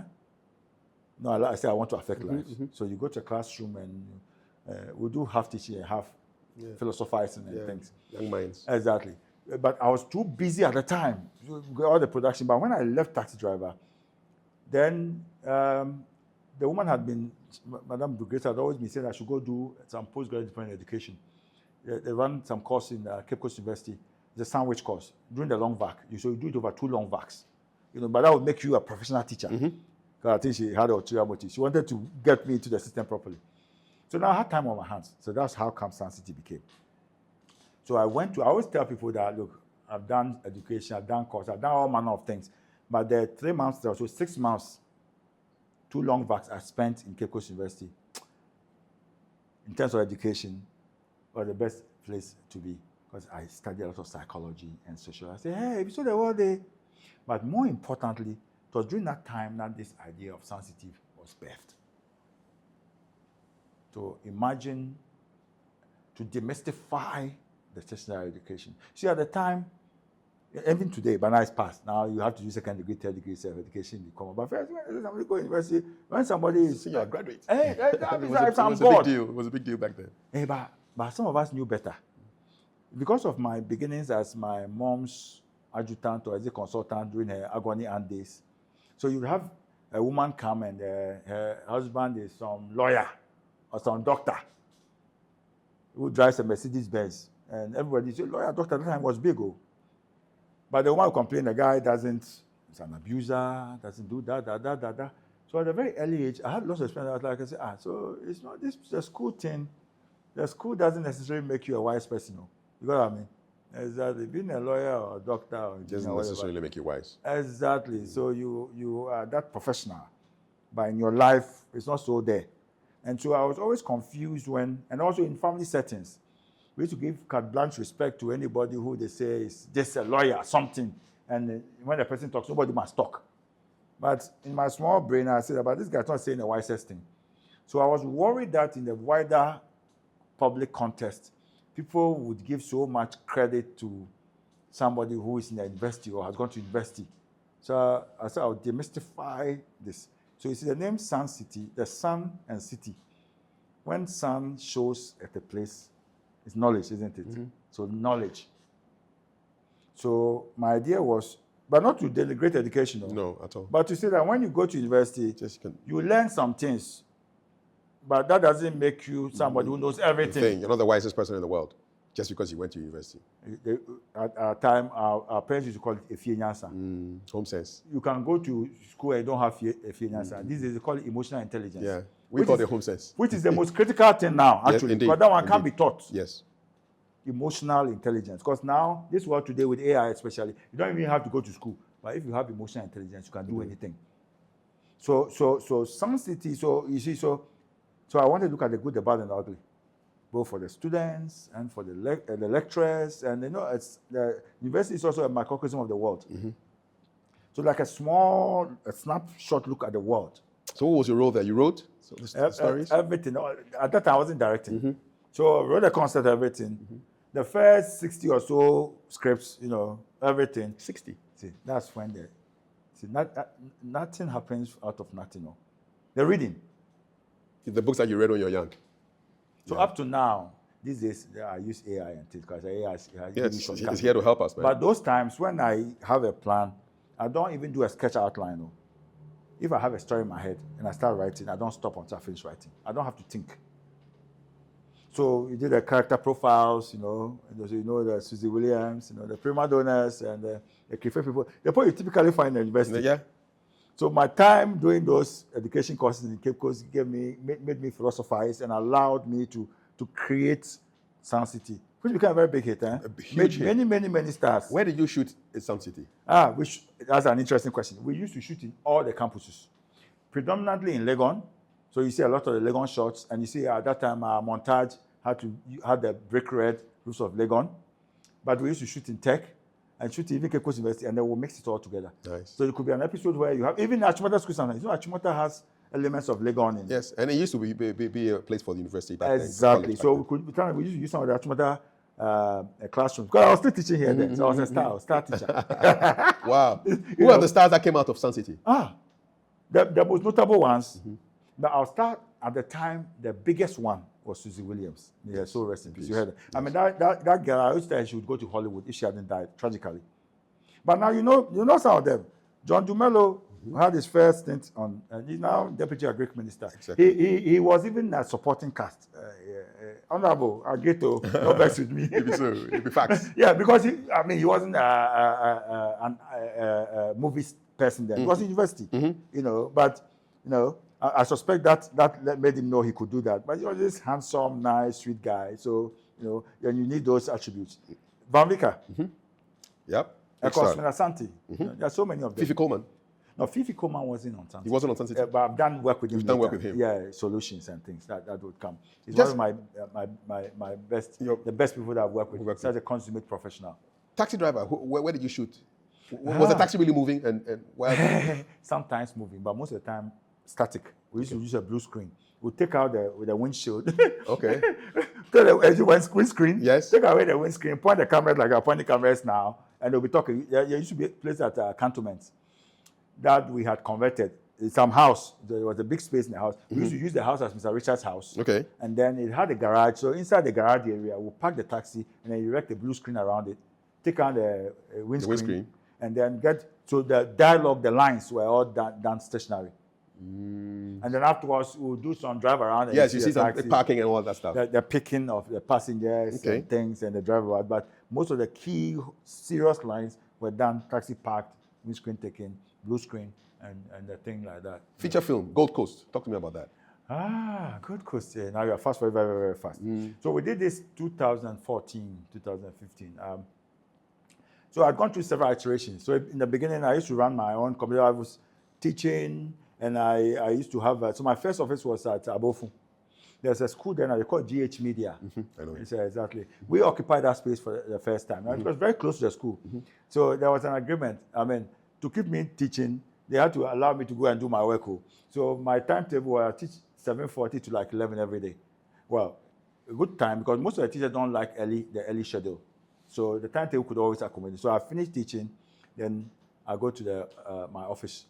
I started suffering when I was made housemaster because now there was too much to do. Which was the houses where you made houses? Agri-house. Agri-house, okay. Agri-house, yeah. And I tell you, me, when I can't do something, I have to stop. So that's how come I resigned after 5 years. Because now it was conflicting. I was a housemaster, there were two of us, and housemaster over like 200 students. There were lots of them then.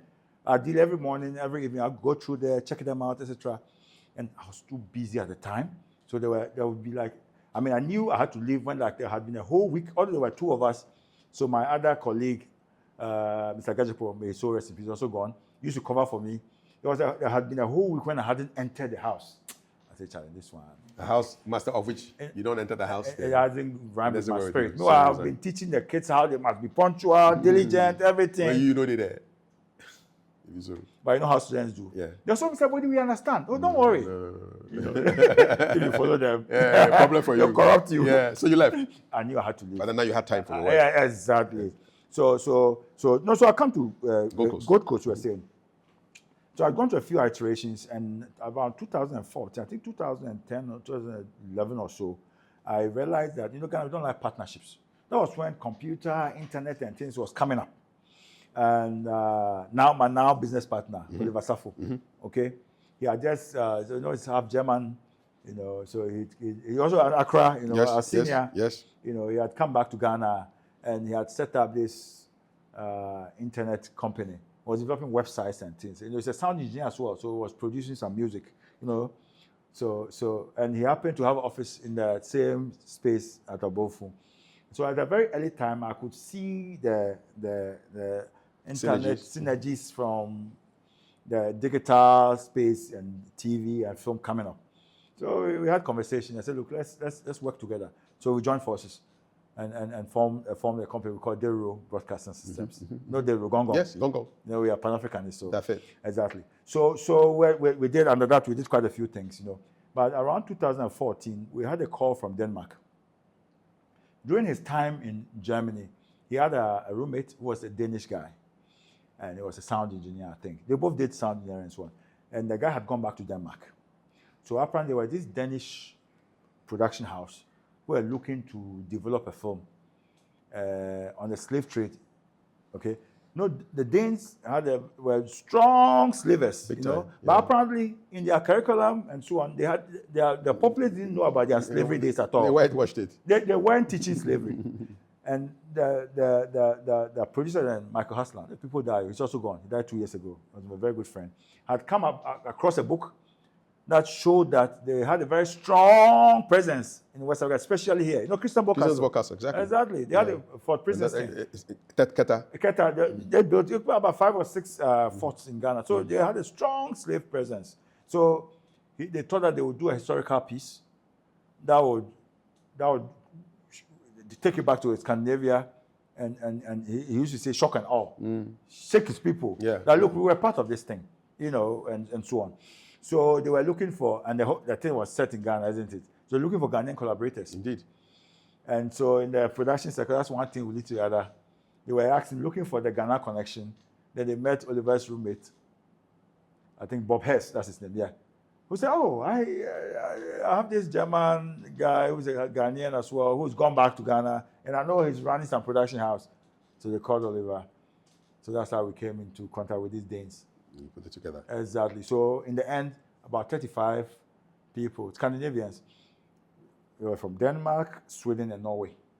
They came to Ghana. Yeah, all of them hadn't come to Africa before, never ever. First time ever. Oh my God! So firstly, they came. So they came for a recce. We had conversations, etc. We did a week of test shooting because they went to all the different forts to see how, you know, if you want to do a movie properly, you got to do especially that historical recce. one too. Exactly, Yeah. test shoot. To then go back and do all the costumes and things, and also get the contracts in place. One key thing they needed was that they needed us to be co-producers, which was fine. That was our argument in the first place. We were not just looking to joyride and collect money, you know, but to be co-producers because they were going to get a grant. They will use grants and loans and things, but to get a grant from the Danish government, which would be like 40% of the budget, they needed to prove that they had local co-producers. That's where you come in. So during that period, we did all the paperwork and all that. So they went back after the test shooting, and then it took us another year of preparation, scripts, rewrite, to really come. Were you involved in the writing? Yeah, but that's where the matter came. It's a long story. So they didn't listen to us. So I've been bigger than it became, far bigger. You win some, you lose some. Because they all hadn't come to Africa before. You know, there are lots of misconceptions about Africa. Yeah. So I think they thought that we were some dumb people. No. But they were dealing with smart people, smarter than themselves. The problem is that one thing I've read about white people, this is global, but it's true, so they should learn. They have misconceptions that we are not so smart. Now, when they realize that we are smart, maybe smarter than them, they can't take it. Because it's so ingrained that they're smarter than everybody else. So when they meet you and you are smart, even smarter than them, it becomes a problem. Because it's very difficult for them to jump over that. That was the bane of this project. Yeah. So in the beginning, they were fine, but now we're seeing the twists and turns that we wanted to add and so on, cutting. But we're cooperating, we own just about 10% of it. Now, the producer, Michael Hasland, he was better traveled. He'd gone around Asia, and he hadn't come to Africa. So he knew that it was cosmopolitan, so he could understand it. The director, Daniel Densick, was sweet. He had problems. I don't want to tag him. Okay, so he couldn't. Anyway, so there was a bit of push and pull. Now, you know, in the end, it's the director who calls the shots. Exactly. So the producers can, in terms of when it comes to creative aspects of things, you can say everything, but then the director will call the shots. One time. So they didn't listen to our perspectives too much. It's cost us. So I'll tell you how it cost us. So then we recorded. It was a lovely project. We spent about 3.5 months recording. We traveled all around the country. We were at Cape Coast, Western region, all the very far away places. We went to even Burkina Faso and things to get some of the locations we were looking for. The start trips. Exactly. All sorts of things. So we did this very beautiful thing. Forget about the not listening to us and things. We don't want to belabor that. So it was premiered in Copenhagen. Okay. Denmark. Showed in London Film Festival, so Calvary. It showed in many places. So we went to Copenhagen for the premiere. And that's when now, as we stay here, to give you your stone, or how did they say it? Give you a stone. The main bone of contention, okay, was that the way the film had been done, the black people had been treated like imbeciles. The black people in the film were hardly speaking. It is true that at the time, there were lots of imbeciles, black, but there were lots of very smart people too, as well, who were black. Some were chiefs, some were all manner of people. So we were asking for that balanced perspective. But they were looking for shock and awe. He hit it under shock and awe. And so the blacks, so we used to work for the Akofa, serious people. I wanted to even use Lil Wayne then. Lil Wayne? At that time, it was coming up. Can you imagine? Because we, per the contract, we own all the rights in Ghana and half of Africa. So you ask yourself, how come Gold Coast hasn't shown in Ghana or Africa? Yeah, that's a good. I say, I'll tell you why. You know me, I've told you. I don't like bullshit. So we don't show the thing. Because they thought I was so desperate. Because I say, the way people know me, I can't be attached to that work. When people watch it, they say, it's not Brassy who did this. Because blacks were shown to be imbeciles. They didn't listen to us. Okay? I brought in Lil Wayne, would have been one of the main cast. Because we're also looking at our own selves. Of course. In terms of marketing. Yeah, promote our own people. Because we own rights in Ghana and Africa. So that time, Lil Wayne, Akofa, Wakefield would have given us that thing. And they needed to have speaking roles and things. They hardly made them, in fact, the few lines they made them speak, when they edited, because they edited in Copenhagen, they cut everything out. So now let me come to the premiere. No, so the recording was good. There were lots of problems, racial undertones and things. One of the key ones was that around the time we're doing Gold Coast was when they were doing the Beast of No Nation? Beast of No Nation, exactly. So quite a few of the crew that I used in Gold Coast, Beast of No Nation was done before we did Gold Coast. So they were surprised when they came. We spent about 5 weeks at the Elmina, because we used the Elmina Castle, Cape Coast Castle and things, because we couldn't use Christianburg. The way it has been modernized, because it used to be a seat of government, so it didn't have that authentic, original thing. So we used Elmina and some aspects of Cape Coast. So we stayed for about 5 weeks at the Coconut Grove. And getting rooms for people and things, I have nothing about black and white, too. Because there were about 35 of the Scandinavians and close to about 60 of us, of all kinds. So we got the thing, it was more by hierarchy and things. So we're all in the... So you have the Dane here, you have a black man inside him, and the crew, and top people there inside, no problem. But what even surprised people was that at breakfast, the buffet breakfast, and we're all sitting together. The guys who had been on the Beast of No Nation, they said, because on that one apparently there was some segregation. Yes. All the white people were living in one hotel, and the black people in some lower hotel. And the breakfast was different. I said, are you joking? This didn't happen. It didn't even cross our mind. No. It can't cross our mind. And when the Michael Haslan, who was my co-producer, he had quickly become we became best friends. So he knew the level of person he was dealing with. So that one, no cross. If they even had a mind to think, they couldn't voice it. No, it can't happen. You know what I'm saying? Exactly. So that was very interesting. But that in the end helped harmony. Okay? And so straight away, everybody there, and lots of good relationships were formed between us Ghanaians and so on. Is that the Achimota black and white keyboard coming up again? We have that we're brought up here. It's not about race or gender or anything. It's about what you can do. Exactly. Period. No difference, no tribe, no nothing. If you can do, you can do. That's all. That's how it pertains. Anyway, so we had a good thing. Now we went to the premiere. That's when they realized they done nya, as we would say. So after they achieved their shock and all right. After the premiere, then we went around Denmark in general. That's where the problem started. Especially after one screening. You know when you do a screening like that, after there will be Q&A. The first Q&A, especially at the premiere, all the Danes were asking, how come all the blacks are not talking? How come all the blacks are not talking? How come all the blacks are not talking? And I was looking at the guy and said, you see? Now, but you know what? Me, I'm a team player. So I had to defend for them. So Michael, the project, he looked at me and said, Kwame, so we are talking about these matters. Over to you. And we reconciled it. So the only person who could, especially when we went to the London Film Festival, that was even crazier. You see the Jamaicans there and things.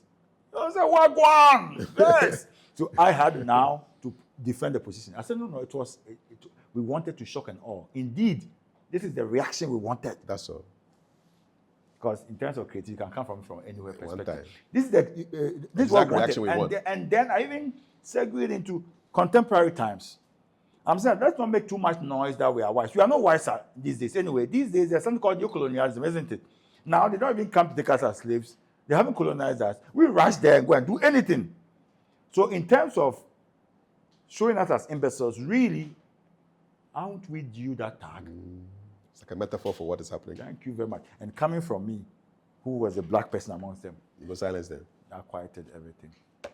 So I told the guys that you see the thing, I tell you. It could have been a different project altogether. And so because of that, it didn't get the traction and that. And then we also wanted to add some verve. You know, black man color and style. Yeah. You know, the Scandinavians are a bit dark and gray. You know, the colors was a bit slow. Monochrome, kind of. Monochrome. The guy Daniel hadn't done a feature before. But this was supposed to be a historical feature. He was a documentary director. And by that time, we hadn't also done a film, but we'd been doing satirical dramas and things. You know, and we said, look, let's add some verve, let's add some color. Let's add some humor, so that it will travel. So it doesn't become just an art house movie as they were making it. That will stay in the small Scandinavian places, but could go viral. It's not lesson learned, though. Listen, they didn't listen to if the next opportunity comes, anyway, you know what to do. So that was good. But in the end, it was a big thing. Yeah. Gave us good money, you know, and showed us a lot of things. And especially for the crew and cast who we brought together to work with the Scandinavian Integrated, it wrote everybody's profile. Because, you know, sometimes you think that you are not as good as the people from somewhere. And then you work with them, then you say, Charlie, we did that. You did that. We did They that. say you don't get the access, yes. but like you be champion. But you do. It be so. So that good was job. Gold Coast. Good job. Yeah, that was Gold Coast. Before we talk about your latest project, Yeah. I just want your thoughts on what's it like to be a well, my term is TV and film producer and director, but you say development communications. No, it's okay. You can use it. Development communications consultant. What's it like, man? That one, somebody wants to do what you do. People. If somebody wants to do what you do, what should they look out for? I mean, how would they become? Yes. What trajectory should they pass through and so on? Yeah. You know, in Ghana, they do go to NAFTI and things. I've had lots of people who have gone to NAFTI. I mean, now it may have changed. Though. It's now Unimac. But my experience, they tend to be more of technicians, I would say. What's the difference? Even when they study directing. So they know the camera angles and everything. But especially if you're a director, and you must be able to write, you must know more about the world. So me, I say, that's why I'm saying that. I haven't had any formal training, I've told you. No formal training in that space at all. I've learned on the job. No, because I read, though. So if you go to my library now, you see directing, producing, I haven't entered the school. And you started reading when you were a kid, actually. Yeah, but not those subjects. Yes, so but broad. Hey, but broad-mindedness Yes, is the first step. So that's what I'll tell you first. So broad. Broad. Read wide. But if you want to go into it in a professional, of course, you got to go to some film school.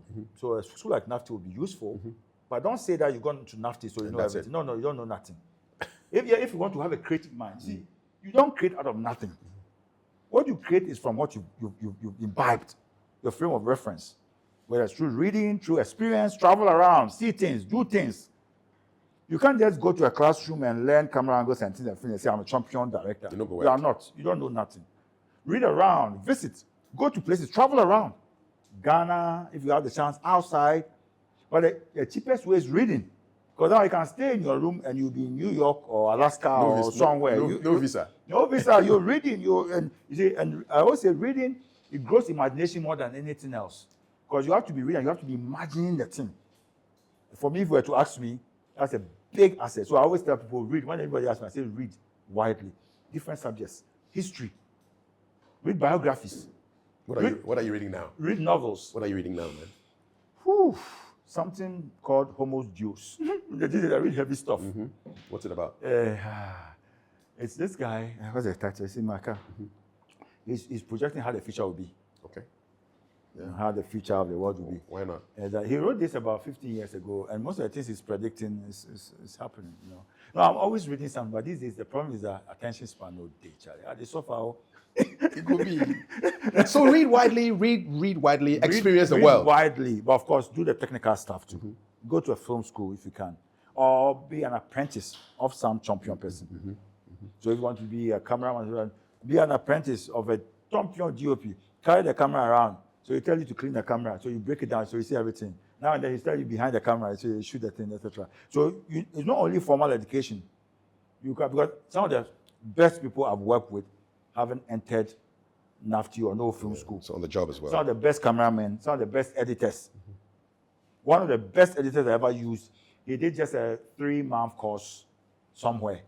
And the rest of it we taught him. And thereafter, the work he was doing, he edited some parts of the Gold Coast even. Things that the people who had gone to NAFTI, I always come back to NAFTI because they go to NAFTI and finish and get to university. You know me, I hate that thing about degree paper. So they have a degree, and then they don't want to learn or listen to anybody. But really, when you're working with them, realize they don't know much. So I say, read widely. If you want to do the informal way, these days, you can learn anything on the computer, definitely, man. On the website, and things. You can learn anything. And then apprentice, if you can. Look for the smartest cameraman or smartest sound man or smartest editor and understudy their work. That's it. But if you can afford it, go to a film school. And then, be it NAFTI or wherever. Because I told you I'm a teacher before. So Yes. when I'm talking, don't think I'm denigrating education. I'm just saying I'm looking for that holistic education. who are your mentors in this business? From the business side, on the technical side? No, that's just quite answer. I mean, I always go to him because I always loved being African Port and Heritage Africa. At that time, I was young. I wasn't thinking about this, being part of this, okay? Apart from reading, I always used to watch a lot of films as well. So maybe that also helped. So that's also education. Yeah, Watching I movies. watch movies crazy. Yeah, I like watching movies. Even today, plenty movies, okay? And and most of the time, the kind of movies we used to watch were the ones from Hollywood, right? Which were very well done and all the rest of it. And so when I watched Heritage, especially, Heritage Africa, done by Kwanzaa, I watched everything. It didn't have the sophistication and the special effects of Hollywood, but the production values were deep, drama, well done. So I said, hey, so we too can do it like this. Black man like you. Thank you. So if you were to ask me, the number one, that especially when I eventually came into this business, I already knew that if you know your stuff and you study your stuff and you have confidence in yourself, you can do work as good as Hollywood. You just have to use your comparative advantage. Hollywood have the special effects and sophistry and all that, I always say. You can't copy it. You can't be a copy. But we have our drama, authenticity. We have the color. We have the landscape. We have things they don't have. Because people like to see things they don't know or haven't seen. So pick the things that we have here, put it together well, and it can go global. I like the way your eyes are shining as you're talking about Yeah, this. You're really deep into this. I mean it, yeah. If Mr. Kwanzaa were to materialize in front of you right now, what would you tell him? Oh, I think I met him a few times. Although he won't work. Anytime I meet him, I shake him and say, I just do like this. Yeah, I don't talk much. Thumbs If up. you are my champion, I don't talk much. Thumbs up. The way I will shake your hand and I'll do like this, you know I'm saying that you are champion. You feel out. Yeah. Hard guy. And you say he's a consummate Pan-Africanist too. Indeed. Yeah. It's a good combination for you. Yeah, exactly. Let's talk about Heroes Ride, your new project. Yeah. At last. Before we go. At last. Yes. No, it's But the this was important. The background is great. No, but nothing has changed. No, okay. No, but it's the same thing. Yes. So that's why now I'm going to tell you about that. That's why I call myself a development communication specialist. You see, all the work I've done, taxi driver, I should work for somebody. Sun City, and then Abiba, even number 5 Koskar Street, you take off. Solutions, I don't know whether you know. Yes, solutions. Omambapa, Part of that. Omambapa, the Patriots. All of them. House of Emoja. House of Emoja, where you start Yes. and enjoy some things. Yes. That won't talk here. At all. All of them Yeah. is to broaden people's minds. You know, the research has shown that one of the best ways to elicit or cause positive behavioral change is through drama and multimedia. Okay, whether it's on the phone or on the big screen or small screen or whatever. When people, you can educate a lot through those soft things. People are learning, watching a drama, satirical drama or comedy, and they are learning a lot without they realizing they are learning. It's almost a lot. effortless. You can, exactly. Especially if it's a series. That's why I used to do series for a long time. Yeah. It's very repeated. So you see, I tend to have an ensemble cast, the good, the bad, and ugly. The bad people, I tend to caricature them. So they'll be funny, you will laugh at them, so you won't want to be like them. Then you see the good person, and hopefully you want to be like the good person. And the subject matter as well makes you think. So we haven't digressed from that. So the same with Heroes Ride. So let me give you the origins of Heroes Ride, a quick one. So this is a real life thing that we fictionalized. So I think 5 or 6 years ago, I like news too, not the reading. So that's another thing I advise anybody who wants to go into this creative industry. You have to imbibe news of all kinds because sometimes it sparks things. So my typical morning, I'll be watching CNN, BBC, Joy FM, City, Peace, all of them. Switching. Yeah, just Channel surfing. Yeah, sometimes I'm working out, I'm doing this, and I'm just passing through my head, So one such, I think that one afternoon or so, Joy FM Midday News. I tend to listen to Joy FM Midday News and their top story as well. Big up multimedia, I love multimedia, And there was this story about some taxi driver who had picked a woman who had just given birth or something like that. But I think he had picked her from some corner. That's how he picked her from either a hospital or some midwifery or something. But he had picked her some corner at dawn and gone to drop her home. So he thought there was something funny there anyway. But later, he heard from the news that a woman said they lost their baby and so on. Anyway, somehow he felt as if, isn't it this woman who I went to pick this one was dodgy. So he went to report to the police. Real life, happened in Ghana. When he reported to the police, they didn't investigate. Lo and behold, it is true. The baby was the one that was stolen. And in fact, it wasn't just a one-off matter. Apparently, there was a syndicate. Baby stealing syndicate. Thank you very much. Be running in that hospital. And apparently, it's still rife. So I'm sure there are still some of them around. Baby stealers. Our hero is coming for you guys. One time. Yeah. And so you have doctors, nurses, and things as part of the gang. So apparently what happens is that when you come to a hospital, so all you women who go to give birth, be careful if they see you don't have backup. So you go to a hospital and you're not with people, your family are not supporting you, or you are some teenage pregnant woman, girl, good. When you give birth, normally when you give birth, the nurses will come and take the baby away, wrap them up, bath them, wipe them, something, whatever, and bring them back to the mother, right? Good. So when you give birth, they take the baby, and then they'll come back and tell your baby's dead. Now, there's a lot of psychological play there. Chances are you won't ask, would you either bring my dead baby to see? Make I see. No verification. Especially if you are a minor or you don't know your rights kind of person. So they choose well. So if you're that kind of person, they will actually tell you, no, it's not good for you. But your baby is not dead. That baby would be sold. So when that's what the police found out. So when I listened to the story, I told him, "Bacha, listen to the film." This was like 5 years ago. I always tell you, you have to say things with your mouth. The things you say with your mouth. Now, fast forward. Was it last year or 2 years ago? Time flies. Petrosol. They are co-producers here. They are a major oil company. An indigenous solid oil marketing company. I've been working with them for the past 10 years. I do communications for them. I do most of their commercials, documentaries, and things. They were 10 years old. Was it last year? Yeah, I think last year. Okay. And so they commissioned me to just make documentary for them, etc. Now, Petrosol, the CEO, Michael Bostonbo. Hello, Michael. One of my very good friends. I really like him. He's a great Ghanaian. He's always said that, Kwame, we are more than an oil marketing company. Because your values are integrity, quality, and things like that. So anytime we are strategizing to do any kind of comms for them, he's always saying that, look, you have to bring that ethos out, that we are servants of the community. We don't just sell fuel. These days, they are petroleum, they call themselves Petrosol Platinum Energy, and their tagline is energizing dreams. That should tell you.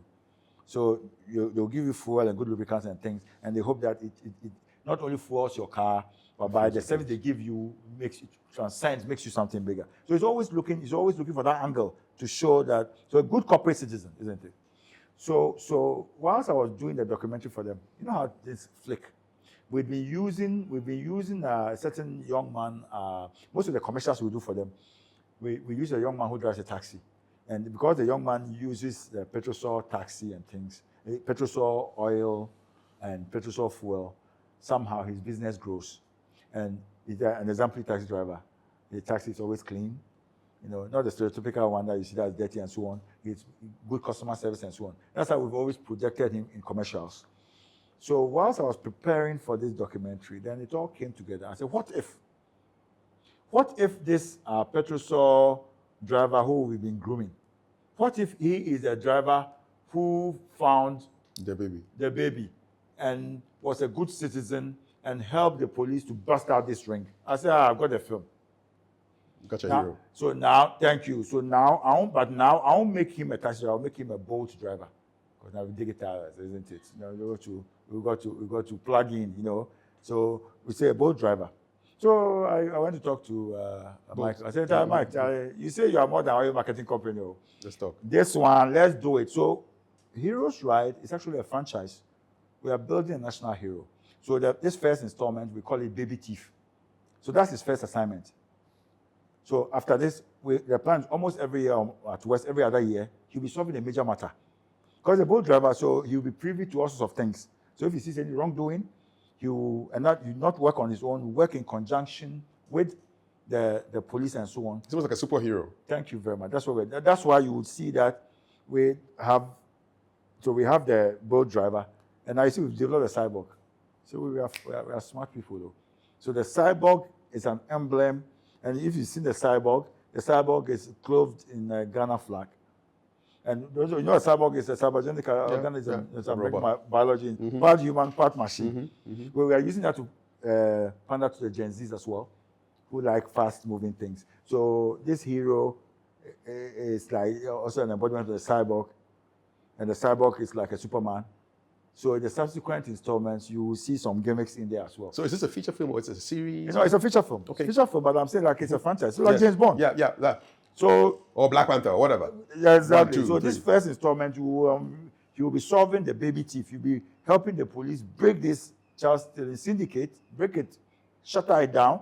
The next one could be something else. It could be human trafficking. Who were the actors in this? Could be some political corruption. Anything. Are you at liberty to reveal? Oh, why not? Because we are premiering on the 12th, you know, and you know what? That's why. Thanks to you, Kaf. You know, that's one of the reasons why you're doing this for me. It's part to promote. But the story is a big one, so I'll write my book. Don't worry. No worry. So Bukum Banko is in this one. Okay. Nice. He's an enforcer. The bad boy in there. You know. Then we got Gloria Safu, Nikki Somonas. Okay. You know, you've heard Andrew Adote. You know, Andrew is known for theater and things, but now he's also doing movies. That's one of the best actors I've ever. Very rich voice. Very versatile, very baritone voice, etc. And then, of course, we've got our hero, is Ben Affleck. You know, I like making stars. I always tell people. So you get experience now. You will see some stars. But normally I say 80-20. You get 20% of known people, 80% are unknown, and I try to make the unknowns become champion. So this guy will be one of your biggest stars in the next 2-3 years. Because by the time we're doing this, even this installment will already settle his place. I'm not happy with just recycling or regurgitating the old stars. Because if you do a proper audition, you see there are many stars, just that they haven't had a chance to be on screen. So yeah, Ben Affleck, look out for him. So 12th December. 12th December, premiere at Silverbed. And then it will also show in Kumasi at the Golden Eagle place. And then we'll take it to a few places. We'll take it to Tamale and a few places. And of course, we'll take it to the festivals as well. Because we want to show that brought food to that, which we can do. You know what I mean? And this is our cyborg who's wearing red, gold, green. Very soon will not be a Ghanaian entity. It will be a global entity. Just like how Black Panther, I'm happy you mentioned Black Panther, took the world by storm. Our red, gold, green cyborg. And we've also used an undeclassible called Akoben. The horn. The horn, and it's a call to arms, a call to vigilance, a call to community spirit. So the whole idea with this hero's ride, making this boat driver a hero, is it's a call to service by Ghanaians. You know, I always tell people that democracy does not mean that you look at the government to do everything. No. The governments are important. They control a lot of the resources, they control arms, they control most of the state resources, and it's true.